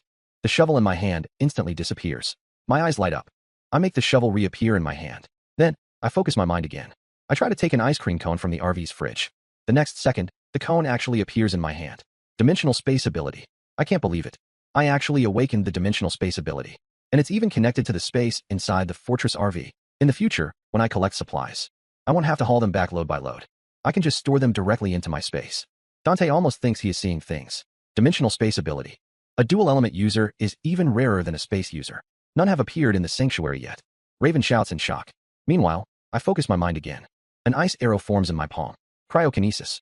The 3 bystanders are completely stunned. They realize they've met a legendary powerhouse. Suddenly, I appear in front of Raven and smile. "Hey beautiful, what is your ability?" Raven answers, feeling flattered. I reach out my hand. "Nice to meet you." Raven shakes my hand excitedly. "It's an honor to meet you, boss. Are you really a triple element user?" I just smile without a word. "It's hot. Have some ice cream." Raven quickly takes it. "Thank you, boss." Then I look at Skip. I reach out and ask him the same thing. Skip shakes my hand excitedly. "Sister, I don't eat ice cream." Raven slaps him. "Who asked if you wanted ice cream?" "She's asking what your ability is." "Oh right." Skip looks embarrassed. I hand him a cold Coke. "It's hot. If you don't want ice cream, have a soda." Skip quickly took it. He thanked me and kept bowing. Dante was quick-witted. He shook my hand before I could even ask. Boss. I nodded and smiled at the three of them. I have a bit of a bad temper. I hope you three can keep what happened today a secret. Raven quickly promised, don't worry, boss. We only saw what happened to Celine and Julian. We don't know anything else. A triple ability user who is both decisive and ruthless. This woman will definitely achieve great things in this apocalypse. Raven and the others immediately declared their loyalty. Boss, what are your plans next? If you ever need help, please remember us. We want to follow you. I gave a casual reply and walked into the water treatment plant. They whispered as they watched me walk away. Triple abilities. I'm so jealous. I hope she can find a use for us in the future. Looking at the lightning flickering in my palm, I sneered. I don't just have 3 abilities. I am a 6-element user now. My true power is actually mimicry ability. As long as I make physical contact with someone, I can copy their ability and make it my own. I carefully inspected the water tank. I confirmed that the water source was clean. It was not contaminated by zombies. I put my hand in the water and focused my mind. The clean and pure water tanks were filled instantly. With a thought, I appeared inside the fortress RV. Snowy was startled by my sudden appearance. She looked confused, unable to understand what happened. I went to the cockpit and opened the core collection box. There were 12 essence cores in total. I used them all to upgrade the clean water tank. Since I am at the water treatment plant, I must stock up on water. I tried to teleport back to the factory building. I wanted to fill the new 12 cubic meter space. However, I found that I could not do it. It seems I can only teleport to the RV from the outside. I cannot teleport from the RV to the outside world. The 3 people waiting outside saw me. Wow, the boss has already learned how to teleport. That is amazing. I asked them why they were still there. Raven explained, we are waiting for Celine and Julian. I raised an eyebrow. Are those 2 coming out from here? Yes. Celine cannot teleport. She must exit from the same place she entered. Once they come out, we have to continue our mission. I see. I gave them a wicked smile. Don't you need to look for survivors? Go ahead. I will wait here for you. I sat on the steps nearby. I ate melon seeds while playing on my phone. About an hour passed. That wretched couple finally emerged from the space. I quickly swung my shovel at their throats. But Celine reacted fast. She used her ability and they vanished again. I waited until evening, but they never came out. There is no point in wasting time on these cowards. The outdoor temperature is nearly 50 degrees now. It is unbearable. I will kill them next time I get the chance. I got up and walked back to the fortress RV. Once inside, I took a cold shower. I changed into some lighter clothes. The weather will only get hotter from now on. I don't want to go outside anymore. I decided to find a place to relax. 20 minutes later, the blade rollers were endlessly harvesting zombies. Then I took Snowy into the farm dimension. I wanted to test my wood element ability. Snowy really loves it here. She ran around happily as soon as we entered. The wood element can control plants. I slowly released the energy from my body. In an instant, the plants grew about 10 centimeters. I continued until my energy was completely drained. I frowned. I am likely only between level 1 and level 2. This is too weak. If I tried to grow the whole farm, they would probably only become small sprouts. However, in my past life, there were rumors. The sanctuary was researching a powerful ability enhancement serum. Normal people can awaken abilities after drinking it. Ability users can use it to increase their levels. After thinking for a moment, I asked the system, do you have the ability enhancement serum? Ability enhancement serum. 50 essence cores per bottle. Ability recovery serum. In my past life, the sanctuary couldn't figure it out even after 3 years. But the system actually has it for sale. If this news ever got out, every ability user would go crazy for it. But then again, it's so expensive. I only have about 20 or 30 cores in my collection box. I was thinking of bargaining with the system. But before I could speak, the system's urgent alarm went off. Warning, the fortress RV is being targeted. It may flip over in the coming explosion. Spend all essence cores for protection? Targeted? I quickly looked out the window. A helicopter was hovering above the fortress RV in the dark. A man was standing at the hatch. Startled, I immediately shouted to the system. I agree. I can earn more cores, but a flipped RV would be a disaster. The next second, a massive explosive pack fell from the sky. Fire and smoke completely swallowed the fortress RV. Even the nearby zombies were vaporized. 2 more loud explosions followed. Massive flames erupted on the highway. Billowing smoke filled the air. Inside the helicopter, Slayem is a small faction within the central sanctuary. They search for supplies and kill zombies. They are considered a decent organization. But if there is a hit job, as long as the price is right, they will take it, the pilot laughed. We had no choice. The client offered way too much. They said if we kill Valeria, they will give us a small granary. Who could refuse that? Let's kill her quickly and go back. Don't worry. A low-level metal manipulation user cannot survive the power of those explosives. The pilot smiled. Good. Record a short video of the scene. We'll head back after. The man aimed his phone downward. Suddenly, his brow furrowed. Something is wrong. On the cratered highway. Impossible. Even if she reinforced the fortress RV, it shouldn't withstand this many explosives. The man was in total disbelief. Next second, a woman appeared at the front window. She gave him the middle finger. The man's face turned white with rage. He immediately grabbed more explosives. Inside the fortress RV, I shouted at the system. System, Do you sell weapons? The system's voice sounded. Yes, but you don't have enough essence cores. Give me a powerful weapon. I need to take down that helicopter. Put the essence cores on credit for now. I will pay you back double later. Weapon shop opened. Please make your selection, host. Essence cores will be deducted automatically later. A virtual screen appeared instantly. It displayed all kinds of weapons. It looked like an arms dealer's inventory. From small pistols and grenades, to planes, tanks, and even nuclear missiles. I was overwhelmed by the choices. After filtering through them, I chose one costing 150 essence cores. The RPG Smart Tracker. I grabbed the RPG and climbed onto the Fortress RV. I locked onto the target and pressed the trigger. The rocket zoomed toward the helicopter. Danger. The pilot reacted quickly. He immediately turned the helicopter around. But it was useless. I was using the advanced RPG Smart Tracker. A massive explosion shook the sky. The helicopter blew up instantly. It was like a firework lighting up the land. Back inside, I thought about today's events. I beat up those two traitors earlier today. And tonight, someone tried to kill me. It is obvious who did this. I cannot wait to reach the survival sanctuary. I will kill those two bastards. But I still owe the system 300 essence cores. I must wait for a few days. I will buy an ability enhancement serum after I pay the debt. Then I will go to the survival sanctuary for revenge. Inside the sanctuary, the place is luxuriously decorated. This is the SSS-Rank HQ. A man lies on the sofa, eating fresh food and drinking wine. He is Darius, the founder of SSS-Rank. A man runs in hurriedly. Boss, there is news. Did you slay her? The man replies in fear. Boss. Darius flinches while drinking his wine. The wine goes up his nose. After learning the truth, the boss decides to send someone. He chooses the most powerful ability user in the sanctuary. Where's Vance? Send him. Take weapons. We must kill Valeria no matter what. Vance has the speed ability. He is a level 3 ability user. He is the most powerful member of SSS-Rank. Darius paid a high price to invite him to join the organization. I do not believe this woman is capable enough to survive an assassination by a fully armed speed user. By the 4th day, I finally paid back the 300 essence cores. I have 202 cores left. I immediately opened the shop. I bought 2 ability enhancement serums. 200 essence cores disappeared from the table. 2 cylindrical, milky white glass bottles appeared. They were small and slim in my hand. The milky white liquid inside seemed to shimmer. I drank them both without hesitation. The liquid dispersed through my body. I could feel a massive surge of energy filling me. As for what level my ability will reach, I will only know after testing it. I decided to head out. I drove the Fortress RV through the suburbs. I could see billowing smoke rising over the city.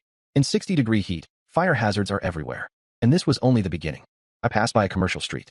Most shops there sold clothes and bedding. I opened the collection box. I had gathered 5 essence cores. With the 2 left from this morning, I had 7 in total. I parked the RV and brought up the system blueprint. I used all 7 cores to upgrade the wardrobe space. I haven't hoarded much bedding or clothing yet. Since I am here, I will stock up on more. Just as I was about to get out, the glass didn't shatter, but I could feel the impact of a powerful bullet from a heavy sniper rifle. I looked out through the window. I coldly scanned every corner of the surroundings. Vance was hiding at the street corner with his sniper rifle. His eyes were wide with disbelief. No way. A sniper rifle couldn't even break the window? It shouldn't be reinforced glass. This person is definitely strange. Since that's the case, I'll have to face her head on. I'll kill her with my powers. Vance was very confident in his ability. There are very few level 3 users in the entire sanctuary. Plus, he has the rare speed ability. Vance threw his sniper rifle to the side of the road. He stood in front of the vehicle and shouted, "Come down. Let's duel." Since he's standing right in front of the car, it would be rude if I didn't do something. So I started the engine and drove toward him. But the man turned into a blur. He vanished instantly. I frowned. A speed ability user? Those are rare. I decided to get out and face him. First, I wanted his speed ability for myself. Second, I wanted to test my own strength. After drinking 2 bottles of ability enhancement serum, I stopped a short distance away from Vance. I asked indifferently, "Who sent you? When you're about to die, I'll tell you everything you want to know." A victorious smile appeared on Vance's face. He lunged forward at me. He was so fast that I couldn't even see a blur, but before his dagger could reach my throat, he felt a cold chill in his chest. He looked down to see a slender metallized arm piercing through his chest. I applied a bit of pressure. How is this possible? She is actually faster than me. Looking at his shocked face, I whispered, "Your speed is way too slow. Speak. Who sent you?" Vance gritted his teeth. He only hoped Darius would show some mercy and take care of his family. I snorted and tightened my grip. With the sound of a heart bursting, Vance lost all strength and collapsed to the ground. Looking at my blood red and metallic gleaming arm, I smiled. I have copied another new ability. Those 2 bottles of ability enhancement serum were really effective. Before leaving, I took the man's gear. An assault rifle. It should come in handy later. Then I took Snowy into a sports store. There were down jackets on clearance inside. I didn't care about the style. As long as they were my size, I put them all into my dimensional space. I didn't skip the neighboring stores either. I cleared them all out. I didn't stop until I filled 7 cubic meters. At around 5 p.m., I drove to the outskirts of the survival sanctuary. High electric fences were built around the sanctuary. There was a long line at the entrance for inspection. Otherwise, if an infected person entered the sanctuary, the entire sanctuary would be in danger. The queue was split into 2 lines. One line was for people on foot under roadside sheds. They were still drenched in sweat. Some used small fans to stay cool, but it was useless against the 60-degree heat. The other line was for vehicles. There were all kinds of cars in line. With air conditioning, they were better off than those on foot. I joined the end of the vehicle line. My modified pink Fortress RV stood out. Inside, I sipped an iced cola while driving. I moved slowly with the queue. Meanwhile, a bald man stared at the RV. His eyes were full of malice and greed. The man beside him whispered, "That RV is a real treasure." "Oomph, you think I don't know that?" "Follow her once we're inside. She's just a girl. There's no way we can't handle her." The two looked at each other. They both flashed evil smiles. 10 minutes later, a worker in a neon vest waved a yellow flag. He guided me to park the Fortress RV in a car wash. I got out of the vehicle holding Snowy. It seemed they used disinfectant in the car wash. This was to kill any zombie virus on the RV. Snowy started panting as soon as she stepped out. I secretly formed some frost in my palm. I placed it on her head to cool her down. I followed the instructions on the sign. I walked into a small glass room. The door locked automatically once I was inside. Then, disinfectant mist sprayed from all directions. After disinfecting, I followed the signs further. I entered a small room inside. The air conditioner was on. It was much cooler than outside. A woman in a hazmat suit was behind the glass counter. She was covered head to toe in white. "Roll up your sleeve," she said. "Show your arm." "Blood test." Her voice was cold. She even sounded a bit impatient. The test was to check for the zombie virus. I went through this process many times in my past life. I did as she said. She told me to wait aside for the results. It only takes a few minutes, so I sat there waiting. Snowy looked around with curiosity. Suddenly, a loud alarm went off. The woman stood up abruptly. She looked at me in horror. I felt something was wrong. This machine usually doesn't make any noise. Unless it's something major. The woman spoke in shock. "You're an ability user." Just as I thought. It could also detect ability fluctuations in the blood. I nodded calmly, but she became even more shocked. "You're a level 5 ability user. In the entire sanctuary, currently, even, level 4 ability users haven't even appeared yet, but now there's a level 5. How could she not be shocked? Ability users are ranked in 10 levels. Levels 1 to 3 are low-level users. Levels 3 to 6 are mid-level. Levels 7 to 9 are high-level. Level 10 is the max. Each level is separated by a massive gap. I'm also surprised. After drinking 2 ability enhancement serums, I'm actually a level 5 user now. Based on that, looking at the excited girl inside, I said calmly, "Can I leave now?" The girl became much more enthusiastic. "I wish you a pleasant stay at the sanctuary." Watching me walk away, her eyes were full of envy. I carried Snowy back to the vehicle. The vehicle started and entered the next room. A man in a protective suit carrying a disinfectant sprayer walked up. Vehicle inspection and disinfection. The moment he stepped onto the Fortress RV, a blast of cool air hit his face. He froze, but was even more shocked by the interior. Snacks and daily necessities were everywhere. He opened the fridge. It was full of cold sodas and chilled fruit. During the great heat wave, cold items are incredibly tempting to everyone. Holding his sprayer, he said, "Vehicle inspection complete. No problems. You may pass." I followed the directions and kept driving. There were flat parks on both sides, but the plants were all dried up and yellow. In the distance was a city of skyscrapers. But now, everything there has changed. I was just about to drive off, but I was stunned to see a familiar face in the crowd. It was the man who jumped from the helicopter. The metal manipulation user who invited me to the construction team. I got out and walked up to Marcus. "Do you need something?" I asked. Marcus looked very enthusiastic about my invitation to join the team. "Have you considered it? Free food and housing. Private dorm with AC. We'll even pay a salary." He kept rambling. Another man pushed him aside and smiled. "Join our rescue team. We'll pay you triple his offer." Word must have reached the higher-ups. They are here to recruit me. I smiled. "You should already know why I came to this base, right?" They went silent. Their eyes darted around, but no one spoke. I smiled. "If any of you help me kill Celine and Julian, I'll join your team for free." The crowd became even more silent. Putting aside Celine and Julian's status, both of their families are extremely wealthy. They helped build the sanctuary. Their elders hold high positions there. They are very influential, even without their background. One has a rare dimensional space ability, and the other has cryokinesis. No one would kill them just to recruit a level 5 user. "Kill them." Marcus leaned in and whispered, "Join my team. You can do whatever you want. I never interfere with my members' private lives." The others stared at Marcus in shock. Then they all quickly agreed. "We respect our members' privacy. We'll never interfere." I shrugged. "I'm leaving." Seeing I wouldn't change my mind, they had to step aside and let me pass. Nearby, a few men were hiding in the withered bushes of a park. They were watching the road closely. "Boss, those people don't look like ordinary citizens. What are they saying? Does that girl have backing in the sanctuary?" The bald man didn't think so. If she had backing, would she be standing in this heat for so long? Something must be going on with her RV. Those people are probably interrogating her. If I'm right, that Fortress RV is massive. It must be full of supplies. The other's eyes lit up instantly. If we take that RV, we'll have air conditioning and never go hungry again. The bald man wiped the sweat from his head. Follow them. Observe the situation and wait for a chance. Slam HQ. Darius is wearing shorts and working out. His muscles are bulging. A panicked henchman approaches him. Boss, Vance. Darius puts down the weights and wipes the sweat from his forehead. If he killed her, no need to report it to me. The henchman sees how confident he is. He whispers, Boss. Vance is dead. Darius cleans his ear, looking cold. What did you say? Say that again. The henchman is terrified. A pink RV just entered the base. It looks like our target.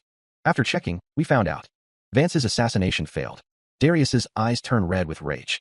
Vance is a level 3 speed ability user. How could he be killed by a woman? The henchman shrinks back and continues.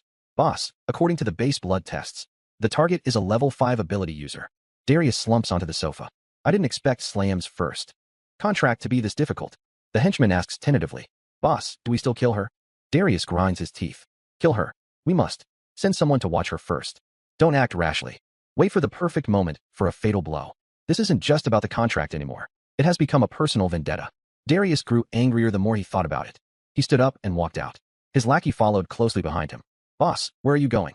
Damn it. The client gave us false information. They caused us heavy losses. I'm going to settle the score. Meanwhile, inside the sanctuary hospital, Celine was throwing a tantrum in her private room. How can she be a level 5 ability user? That's impossible. She was only level 3 during our last fight. I had knocked out several of Celine's teeth. Her speech was slurred and whistling, yet she continued to curse, unable to accept the truth. She couldn't stand the fact that I was stronger than her. She hissed viciously to herself. So what if she is level 5? I have plenty of ways to kill her. I parked the Fortress RV by the road in front of the registration hall. Everyone who moves into the sanctuary must come here to collect a new ID card. Stepping out of the vehicle, I used my cryokinesis. A layer of frost formed around me to dispel the intense heat. It was boiling inside the hall. Everyone in line was drenched in sweat. The entire hall reeked of body odor. 10 minutes later, I handed over my ID card. I don't need housing. Just give me a shaded parking space. Soon, the staff handed me the completed sanctuary residence permit. Seed Base, Seaside District. Lakeview Estate, parking spot 809. It was already dark when I arrived. The estate was built next to a park. There was a large lake inside the park. The overall environment was quite good. I parked the Fortress RV in the spot. The parking space was very wide. There was even an awning installed above it. In a dark corner nearby, the bald man who had been following me spoke. We can rob her. The lackey beside him looked confused. You know nothing. It's clear she has no backing and no abilities. People with backing wouldn't live in assigned housing. And people with abilities would never live here. The other men got excited hearing this. Ha ha ha, boss. When do we strike? The bald man peered toward the Fortress RV. Inside the RV, Snowy and I finished eating but didn't go to sleep. Instead, we curled up on the sofa playing video games. Before we knew it, it was already 1 a.m. By now, the men crouching in the corner were hot and exhausted. One man said weakly, Why isn't she sleeping yet? Let's just do it. She's all alone anyway. The bald man wiped the sweat from his forehead. Fine. They grabbed their tools and walked toward the Fortress RV. Just then, the lights inside the RV went out. The bald man was thrilled. Finally, she's going to sleep. Luck is on our side. But they soon discovered, no matter how much force they used, they couldn't pry the door open at all. The bald man got angry. He swung a sledgehammer and smashed it against the glass. But the glass didn't break. Boss. The bald man was speechless at his lackey's doubt. He had used every bit of his strength. What kind of glass is this? It's so strong. Boss, you're not strong enough. A muscular man picked up the sledgehammer. He slammed it against the glass with all his might. He was thrown back even further than the bald man. He sat on the ground in shock. Even bulletproof glass isn't this tough. Another lackey said, Why don't we try a different window? They went around the Fortress RV and kept smashing. They were all exhausted. But not a single scratch was left on the vehicle. The bald man cursed. What is this RV made of? It must be more than bulletproof. Just then, bricks were slammed hard, right onto their heads. The bald man and his crew collapsed instantly. They didn't even realize what happened. Inside the RV, Valeria was stunned as she watched. She wanted to go out and check, but the shadows quickly disappeared. Early the next morning, I started the Fortress RV to hunt zombies for essence cores. But 3 familiar faces suddenly rushed in front of the RV. It was Raven, Skip, and Dante. Before I could speak, Raven shouted anxiously, Boss, please save us, boss. I remained silent with a cold expression. What does your life have to do with me? Raven looked panicked by my coldness. Boss, we have a mission. All the loot will be yours. Loot? I asked, raising an eyebrow. What mission? To rescue a water element user at Central People's Hospital. The higher-ups gave us a strict order. We must bring them back. But that's Central Hospital. There are too many zombies to count. It is a suicide mission for us. Can you come with us? The hospital supplies are yours as long as we get the survivor. Skip and Dante looked at me hopefully. Central Hospital is the best hospital in the Seaside District. It has a massive stock of medicine and the most advanced medical equipment. I must take those resources for myself. Plus, I can use my mimicry ability to copy a new water element. I immediately asked, are we leaving now? Inside a hospital ward, Celine answered her phone. Did they leave the sanctuary? She sneered after getting the answer. Valeria, you won't make it back alive this time. Next, Julian was stunned by her words. His impatient look vanished instantly. He replaced it with an eager expression. Baby, what ability did you awaken? Precognition, Celine replied coldly. She showed no emotion, for only she knew the truth. She hadn't actually awakened an ability. She had traveled back from 10 years into the apocalypse. She knew every natural disaster that would happen in the next decade, and all the major events. It was simply the reality of her rebirth. Julian leaned in with high expectations. Can you predict what will happen next? Celine spoke calmly. In 10 days, the largest power station in Seaside District will catch fire. The city will lose all power and internet. During the Great Heat Wave, there will be constant fires everywhere. The Great Heat Wave will end in 2 months. Then, the acid rain will begin. The acid rain is highly corrosive. The soil will be destroyed, making farming impossible for years.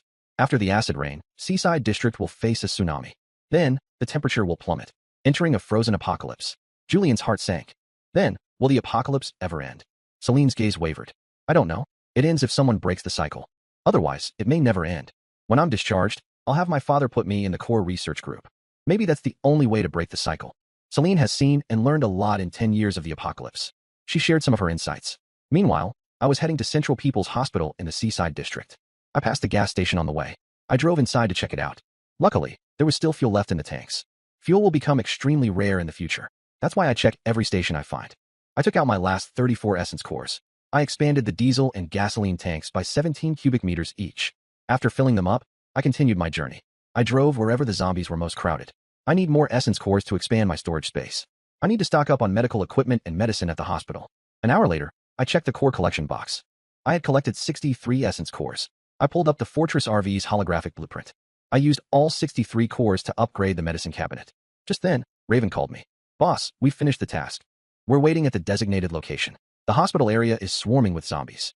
My Fortress RV couldn't handle it alone, so I had given Raven and the others a mission. I told them to find 3 vehicles to assist me. 10 minutes later, I reached the meeting point.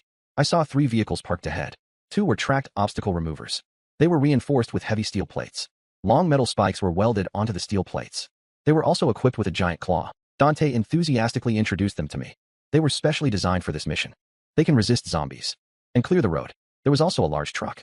Steel plates were welded around its body and wheels. It looked like a real doomsday war machine. I took out the walkie-talkies I had prepared. Everyone received one. The truck was placed in the middle. Everyone got into their vehicles. The small convoy drove onto the road. Dante took the lead. He spoke over the walkie-talkie. Are we going straight to Central Hospital? I replied, yes. If zombies rush us, crush them flat. Don't stop. The 2 obstacle removers used their metal claws to move the abandoned vehicles blocking the road. Raven and I followed behind them. The road became more congested as we went deeper. Many zombies heard the roar of the engines. They all began to swarm toward us. Their numbers grew. Raven shouted over the walkie-talkie. Just as she finished, I stood outside the car as ice spikes formed around me. Dozens of finger-thick ice spikes shot out. They instantly took down a large group of zombies. Then I took a small seed out of my pocket. 2 branches sprouted under my ability's power. I controlled the flexible branches. As zombies rushed over, I whipped the branches around their necks. With a quick pull, their heads were ripped from their bodies. Raven was completely stunned. Dimensional space, cryokinesis, wood element. She actually has 4 different abilities. Suddenly, the ground began to surge. It tossed groups of zombies aside like a wave. Then it turned into an earth wall to block the zombies. Earth element. Just how many abilities does Valeria have? Looking at the wall, Raven was truly terrified of her power. By 3 p.m., we finally pushed into the central area. There were massive amounts of zombies here. They were packed so tightly together. The windows were completely blocked by them. I couldn't see the road ahead at all. The 4 vehicles were cars are completely surrounded by zombies and cannot move. Dante asks for help in the group chat. Sis, what should we do next? They can't get through. Raven and Skip are helpless against the situation. Only one person can solve this crisis. Then my voice comes through the radio. Get out of the way. I'll take the lead. All 3 respond through their walkie-talkies. They act immediately. Raven uses her vines as wipers. She knocks the zombies off the hood. Skip uses his earth element to shake the ground. He shakes the zombies off the tow truck. Dante uses his electrokinesis to summon lightning. He strikes the zombies in front of the windows. The 3 use their powers to clear a narrow path. But the road ahead is still packed with zombies and abandoned vehicles. Skip asks, Sis, how should we cooperate now? I don't answer and floor the gas toward the swarm. Then, a shocking scene unfolds. Vines on the Fortress RV surge forward like a nest of snakes. At the moment of contact, The cars blocking the road vanish into my dimensional space. The vines then sweep the zombies to the sides of the road. I drive the Fortress RV through the gap. I tell the others to follow me over the radio. The three of them finally snap out of it. They quickly start their vehicles. They follow closely behind the Fortress RV. That was amazing. You're incredible, boss. The three of them shout excitedly over the radio. Actually, I just discovered this myself. My strength doesn't just come from the mimicry ability. It is the ability to use multiple powers at once. The convoy moves forward slowly and steadily, just as my energy is about to run out. We finally reach the edge of the hospital. I look at the sign for Central People's Hospital with a grim expression. It's not just zombies waiting for me inside. There might be people too. The trip here was far too quiet. I don't believe Celine would ever pass up. Such a perfect chance to kill me. I take the essence cores out of the collection box. There is nearly half a shopping basket of them. A huge harvest. I sit on the sofa and open the shop. First, I buy 2 bottles of Ability Enhancement Serum. I still have 736 essence cores left. I pull up the Fortress RV schematic. I use them all to upgrade the medical cabinet space. I fought hard to get in here. Otherwise, everything will be ruined by the tsunami in 2 months. Move out. I command over the radio. The vehicles accelerate at full speed. They follow closely as I smash through the gate. We head straight for the hospital parking lot. The situation here is just as I expected. It doesn't look good. The parking lot is swarming with zombies. There are so many. It looks like a crowded market. Hearing the noise, they all begin to swarm toward us. The RVs are instantly swallowed by the zombie swarm. We can't shake them off, Dante says in shock. We'll be overwhelmed the moment we step out. Save people? Forget it. Raven complains. I knew this mission would be dangerous. We were fools to come here. Skip says in a low voice. With their low-level abilities, they are no match for this many zombies. Stepping out would be a death sentence. Suddenly, the RV's loudspeaker blares. Water element user waiting for rescue. Signal us which building you are in if possible. Raven is startled by the announcement. As expected, more zombies pour out from every direction. They all begin to crowd toward the sound. Meanwhile, inside the clinic wing, Cyrus hears the loudspeaker outside. He is completely stunned. Who is that? He looks out the window to see what is happening. He sees the chaos down below. Everyone is filled with terror. Didn't the sanctuary say they were sending a rescue team? It can't just be those few cars, right? They're surrounded themselves. How can they save us? Cyrus is the water element user. He contacted the sanctuary and expected a helicopter rescue. Everyone's heart sinks to the bottom. They feel like there is no hope left for them. Our chances of survival have dropped to 0. Cyrus thought for a moment and made a decision. I'll give them a signal. They must be capable if they manage to drive in here. He used his ability to form a ball of water. It splashed loudly onto my car roof. Receiving the signal, I gave orders through the walkie-talkie. Stay close. Prepare to break out. I started the car. Hundreds of vines lashed out wildly. They cleared the zombies in front of the car. We reached the clinic wing. I ordered the squad to stop. Get ready to work. Raven was about to cry. We can't fight our way out. Even if we stop here, we can't handle this many zombies. We don't have the strength to enter the building. I chuckled and instantly released my electrokinesis. Countless bolts of lightning struck down. Within 50 meters, all the zombies were smoked and collapsed to the ground. Holy crap, Dante was speechless. Is Valeria's electrokinesis really this powerful? Compared to this, his little sparks were nothing. Raven was stunned, while the three were in shock. I controlled the vines to scale the building wall. They grew upward rapidly. I quickly grabbed a vine and climbed up. I told them to hurry and follow me. They didn't dare to waste any time. They climbed the vines all the way to a 10th floor window. The survivors were stunned to see us appear. Cyrus was right. They really are capable. But the problem now is how to get down. This floor is very high, even if we had the courage to jump. The zombies are waiting for us below. Cyrus stared at me and asked, "Are you a dual element user?" Raven and the others remained silent. I looked at the ID badge on his chest. I didn't expect him to be an attending physician at such a young age. Do you know how many survivors are in the hospital? Cyrus said solemnly. We have an internal group and did a count earlier. There are about 3,000 survivors in the hospital buildings. I turned to Raven. Contact the survival sanctuary and report the situation. Tell them to send a helicopter. The anxious survivors were suddenly filled with hope when they heard about a helicopter. Raven looked hesitant. Sis, we tried to request one before the mission. We couldn't even get one helicopter then. They probably still won't give us one now. I was speechless. I didn't say we would take everyone back. Just take Cyrus and complete the mission. Raven was shocked. Sis, that's not right. Are we just going to ignore the other 3,000 survivors? I cleared my throat and said, how many people can these few cars even carry? Just report the news. Whether to save them is up to the sanctuary. Why are you worrying about this? Raven thought I made sense. She immediately called the sanctuary. Meanwhile, I questioned Cyrus. Cyrus thought for a moment. The first floor of this building is the pharmacy. Floors 2 to 4 are consultation rooms. The 5th floor is for Chinese medicine and the herbal pharmacy. Floors 6 to 12 are all examination rooms and laboratories. Some expensive medical equipment is in the inpatient wing. The operating rooms are also in the inpatient wing. Other buildings have radiology equipment as well. When Cyrus heard my questions, he knew I was here to gather supplies. He explained everything he knew in great detail. I nodded. Come with us. We will go to the 12th floor first. Then we will kill our way down, floor by floor. Before the zombie outbreak, I hid in my modified fortress RV with my cat. I had stocked the RV with a massive amount of supplies. In this life, I will survive until the very end. Cyrus was stunned. Kill our way down. There were many patients in this building. The corridors are crawling with zombies. They will be hard to handle. Dante smiled and said, "Buddy, trust her. If she says it can be done, then it can." Cyrus looked at Dante as if he were insane. He stared at him with total disbelief. He didn't understand why they trusted me so much. Raven hung up the phone and walked over. The captain said they will send a helicopter. But we must gather all survivors on the rooftop. Dante cursed out loud. Damn it. How can thousands of people get past the zombies to the roof? After complaining, the three of them all looked at me. Their eyes were filled with both despair and hope. I shrugged. We have to clear the floors anyway. The three of them were instantly excited. I knew we could count on you, sis. You really are the best. Cyrus and the other survivors were stunned. No wonder these men were so obedient. They had found a powerful person to rely on. I went to the window and climbed the vines toward the roof. Cyrus knew it was dangerous outside. He immediately got cold feet. He refused to go, but Dante glared at him gloomily. Cyrus looked at everyone. He realized he couldn't escape this. He followed and gripped the vines tightly. But being 10 floors up was terrifying. Cyrus felt dizzy and broke into a cold sweat. After reaching the roof safely, I used metallic hardening on my arm. I smashed the iron gate blocking the stairwell. Cyrus was amazed. Could she be the legendary penta-elemental? She is so powerful. We entered the building. The heavy, shuffling footsteps of zombies were getting closer. There were many of them. I led the way while the four followed closely. Everyone activated their own unique abilities. Without stopping, we rushed straight to the first floor. But zombies from outside kept pouring in. The four couldn't hold them back. Seeing this, I crouched and pressed my palms to the ground. Energy surged instantly. The ground rose to form earth walls, blocking every entrance. The zombies were completely sealed outside. Then, I activated my electrokinesis. With every dense strike of lightning, a large group of zombies collapsed. Most of the zombies in the lobby were quickly cleared. Cyrus muttered. So this is what it feels like to be carried by a pro. It really is great.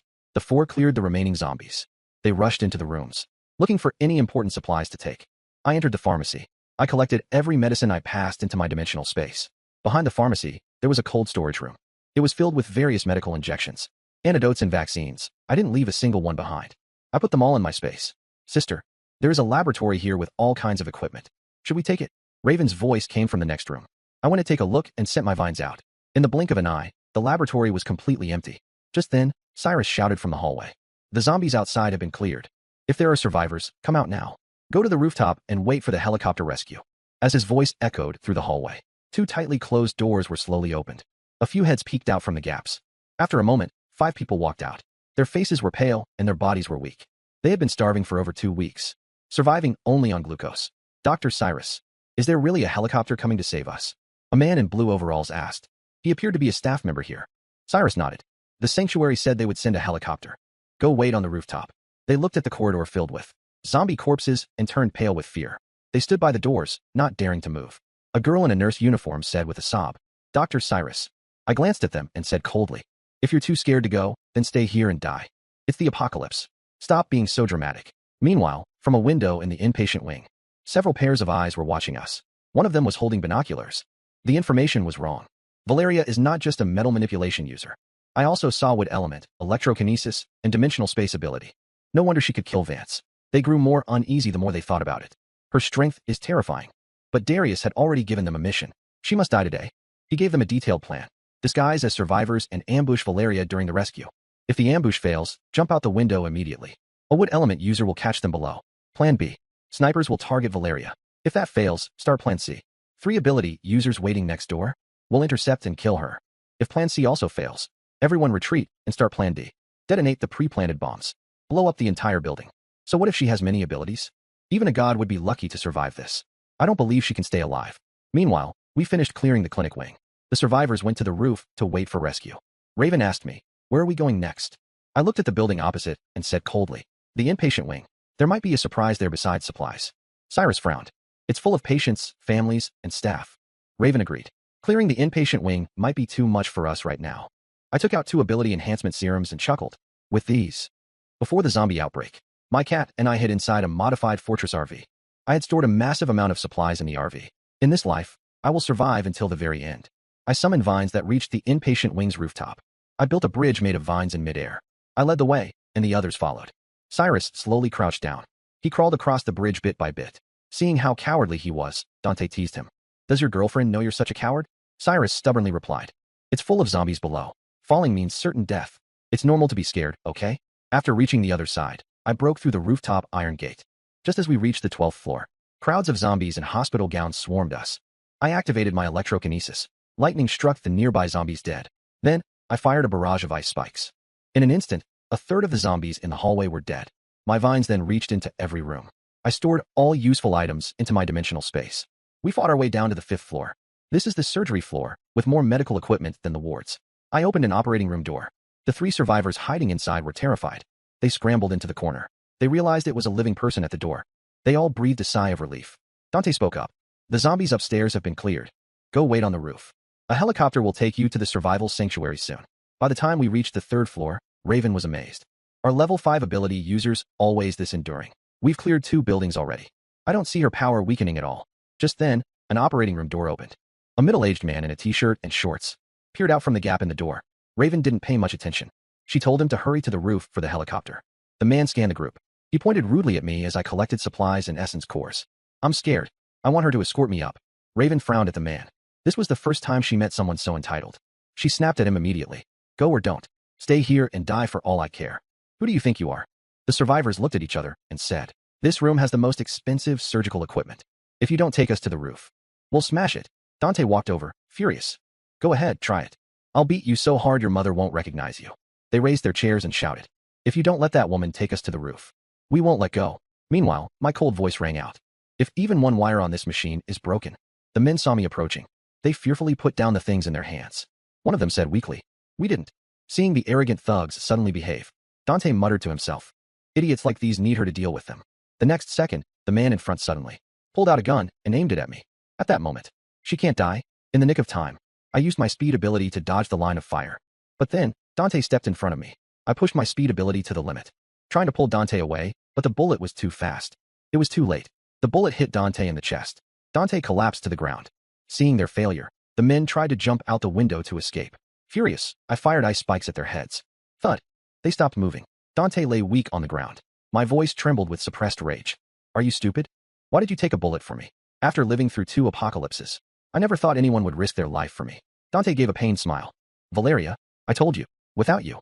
Don't talk about dying, I snapped. The fact that you can still talk means it didn't hit anything vital. I told Raven and skipped to put him on the operating table. Then I ran to find Cyrus. When Cyrus saw Dante's condition, he felt a chill run down his spine. Such a deep wound. If it got infected, he didn't dare think about it. Prepare for surgery. Disinfectant. Bandages and surgical tools. I need everything. Raven stepped forward quickly to assist Cyrus. I took the ability enhancement serum from my pocket. Just then, I suddenly turned toward the window. Several bullets were flying toward us at high speed. I immediately used metal manipulation. A metal shield instantly blocked the window. It's dangerous outside. Stay here and don't leave. I closed the door and left quickly. In the hallway, 3 ability users charged toward me. They attacked with metal blades, ice blades, and fireballs. While blocking with my metal shield, I sent vines toward the 3 of them. They realized they were in trouble. In an instant, I used my speed ability to close the gap. I slashed their throats with my ice blades. They died with looks of pure disbelief. How is this possible? Her energy isn't depleted yet. More importantly, how does she have a speed ability? Hello? Hello? What's the situation over there? Do you copy? I followed the sound and pulled a phone from the dead man's pocket. The person on the other end was still shouting.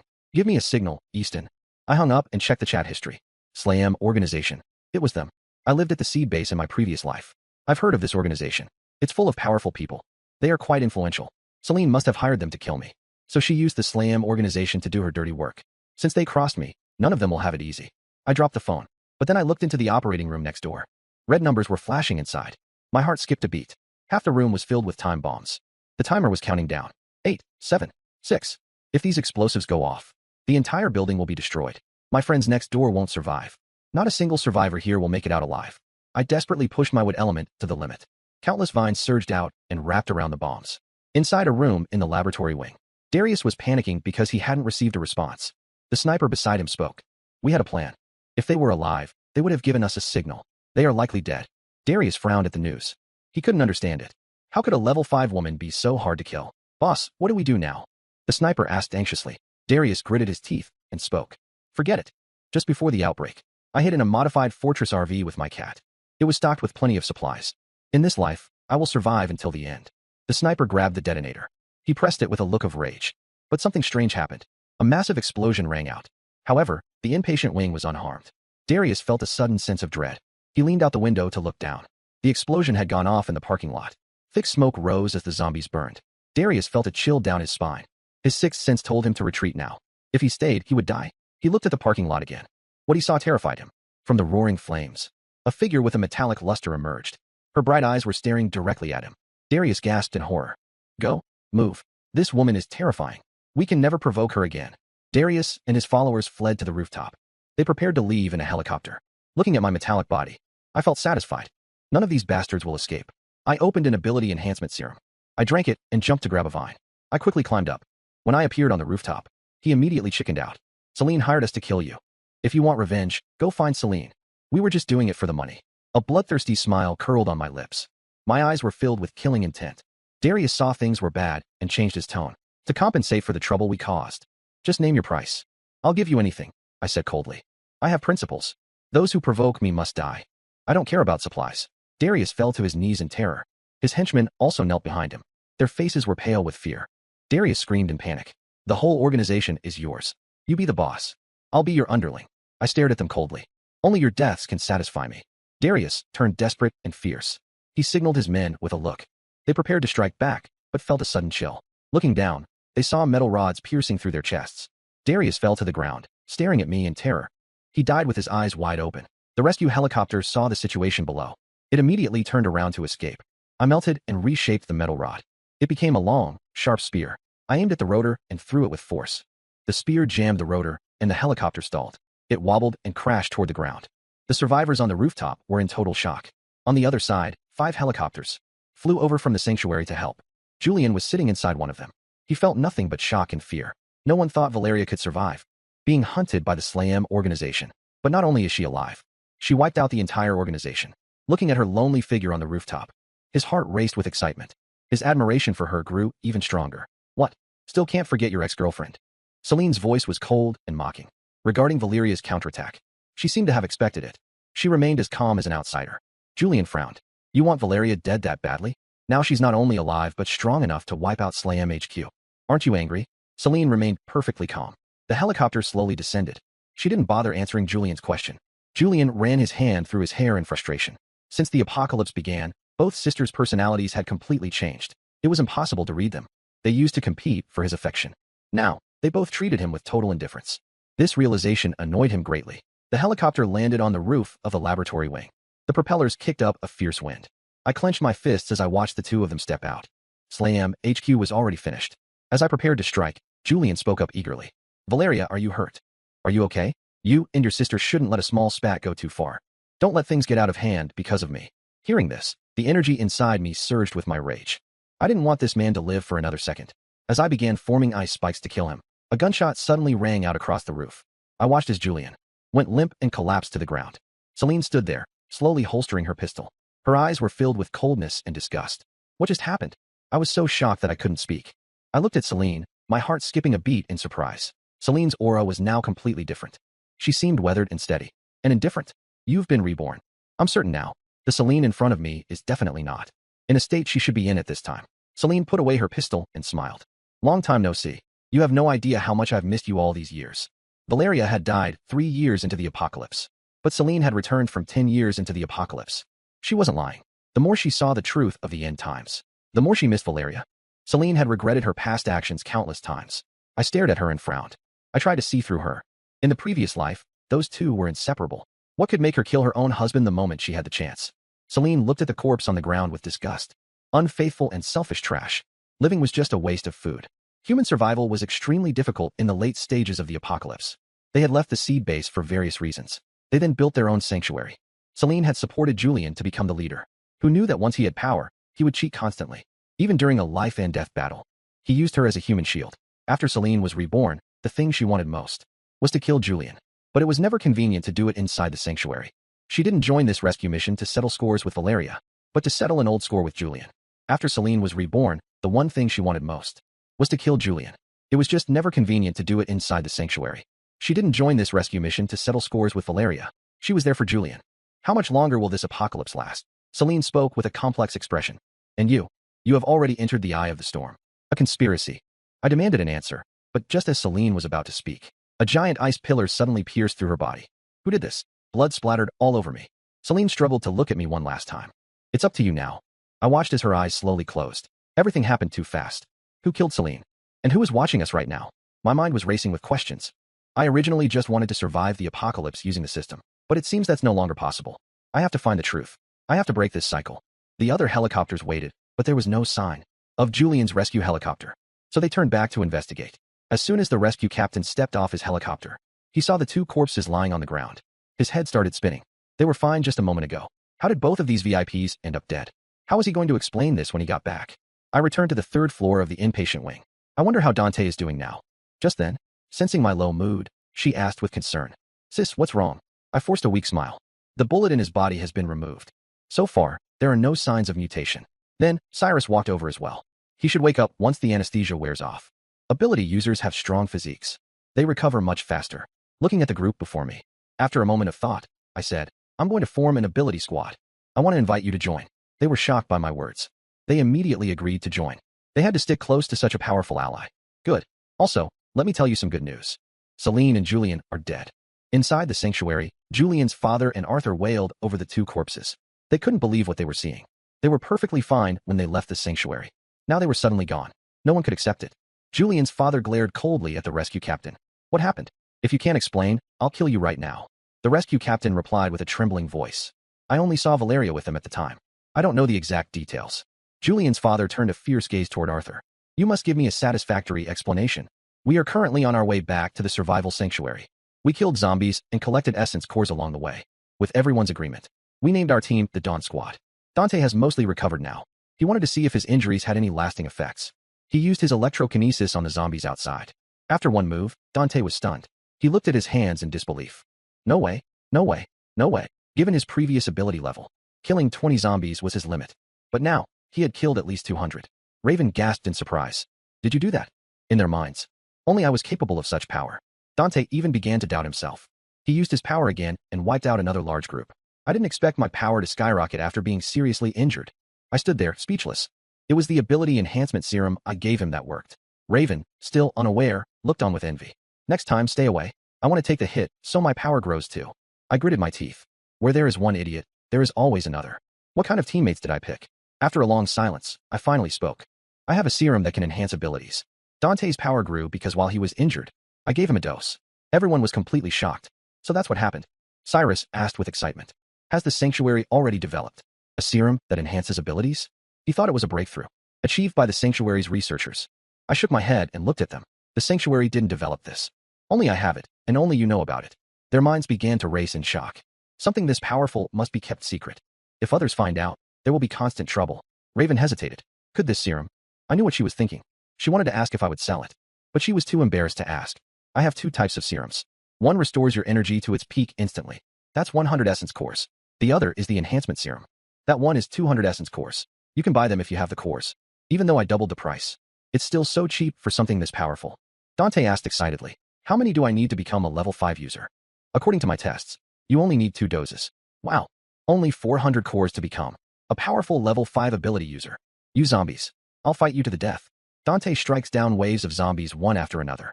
Then Raven releases vines to pierce the zombies' heads. She pulls out the essence cores. The two of them work well together. Skip and Cyrus's abilities are not offensive. They watch the piles of zombies outside helplessly. Both are scratching their heads in frustration. The convoy slowly leaves the central area. They get closer to the survival sanctuary. Raven frowns. We've only been away for a few days. Why is there a wall around the sanctuary? Dante cranes his neck to see. It's even made of metal. How extravagant. What is this sanctuary planning? Getting closer, they see the metal wall curves inward. There are metal manipulation users on top of the wall. They are constantly making the wall taller. I frown. It seems Celine has already told the sanctuary everything that will happen in the future, based on the events of my past life. The acid rain is highly corrosive. It will catch everyone off guard. With Celine's warning, the sanctuary should be preparing early to resist future natural disasters. So, this isn't just a wall. It is the sky shield. On the eve of the outbreak, my cat and I hid in a carefully modified fortress RV. The RV was stocked with supplies I had stored in advance. In this life, I will survive until the very end. As soon as the car entered the sanctuary, a crowd of people immediately surrounded it. Marcus and his group blocked the path. Their mouths were moving, saying something. I don't need to hear them to know what they want. They just want to recruit me. Marcus shouted, "Boss, join my construction team, and I'll give you 8 male models." Everyone else stared at him with looks of disgust. How can a person have no shame like this? Milo looked at Marcus with disdain. How can you act like that? Where's your conscience? Boss, I'll give you 10. Everyone fell silent. They had no shame when it came to recruiting a boss. Marcus didn't back down. Right now, all the metal manipulation users are working overtime to build the Sky Shield. This is about the safety of the entire sanctuary. Valeria must join our construction team. Now is the critical time for gathering supplies. Valeria's dimensional space ability is precious. She should join our supply collection team. Seeing them start bickering again, I finally spoke. Everyone went silent instantly. I want to be the sanctuary leader. Everyone shook their heads in unison. No way. I pursed my lips. Then I want all the essence cores in the sanctuary. Everyone stared in shock with their mouths wide open. That's impossible, boss. I shrugged. You say no to everything. You have no sincerity at all. Marcus got anxious. You said you'd join a team after Celine was dead. Now she's dead. Please reconsider. I corrected him. I said whoever kills Celine and Julian for me is whose team I will join. So, which of you killed them? Everyone was silent. Milo whispered. Then do you know who killed them? I don't know. Bullshit. You killed her. Give me back my daughter's life. A hysterical scream came from behind. Everyone turned around. Valerie was standing nearby. Arthur jumped out of the car to stop her, but he was too late. A bullet was fired. Everyone activated their abilities. Marcus used his metal manipulation. He tried to block the shot for Valeria, but there were no speed ability users present. At that bullet's speed, they could only protect themselves. There was no time to save me. Clang, my outstretched left hand glinted with metallic hardening. The bullet was caught in my hand. Marcus breathed a sigh of relief and tapped his head. She is an octa-elemental level 5, after all. Just as everyone breathed a sigh of relief, they saw a pistol in my hand. No, I had already pulled the trigger. The bullet flew out and hit Valerie right between the eyes. This time, no one could stop the bullet. Valerie's eyes widened. She fell straight back. Arthur rushed forward to catch her. She was already dead. He turned and glared at me fiercely. If I knew you were this wicked, I should have strangled you the moment you were born. My killing intent did not fade. Arthur was startled, his heart skipping a beat. His face turned deathly pale. Are you going to kill your own father too? At that moment, he felt his blood run cold. I had dared to kill Valerie in broad daylight. Seeing the situation, Marcus and the others quickly pushed my gun down. The first shot could be called self-defense, but you really can't kill him now. I put away the pistol and snorted. First, I didn't kill Celine and Julian. Second, didn't you see your mistress try to shoot me first? And finally, why bring up being my father now? Since when did you care about that? Arthur's face turned red and white with shame and anger. Valerie was your mother. How could you do this to her? Do you have no humanity? Besides, you are an ability user.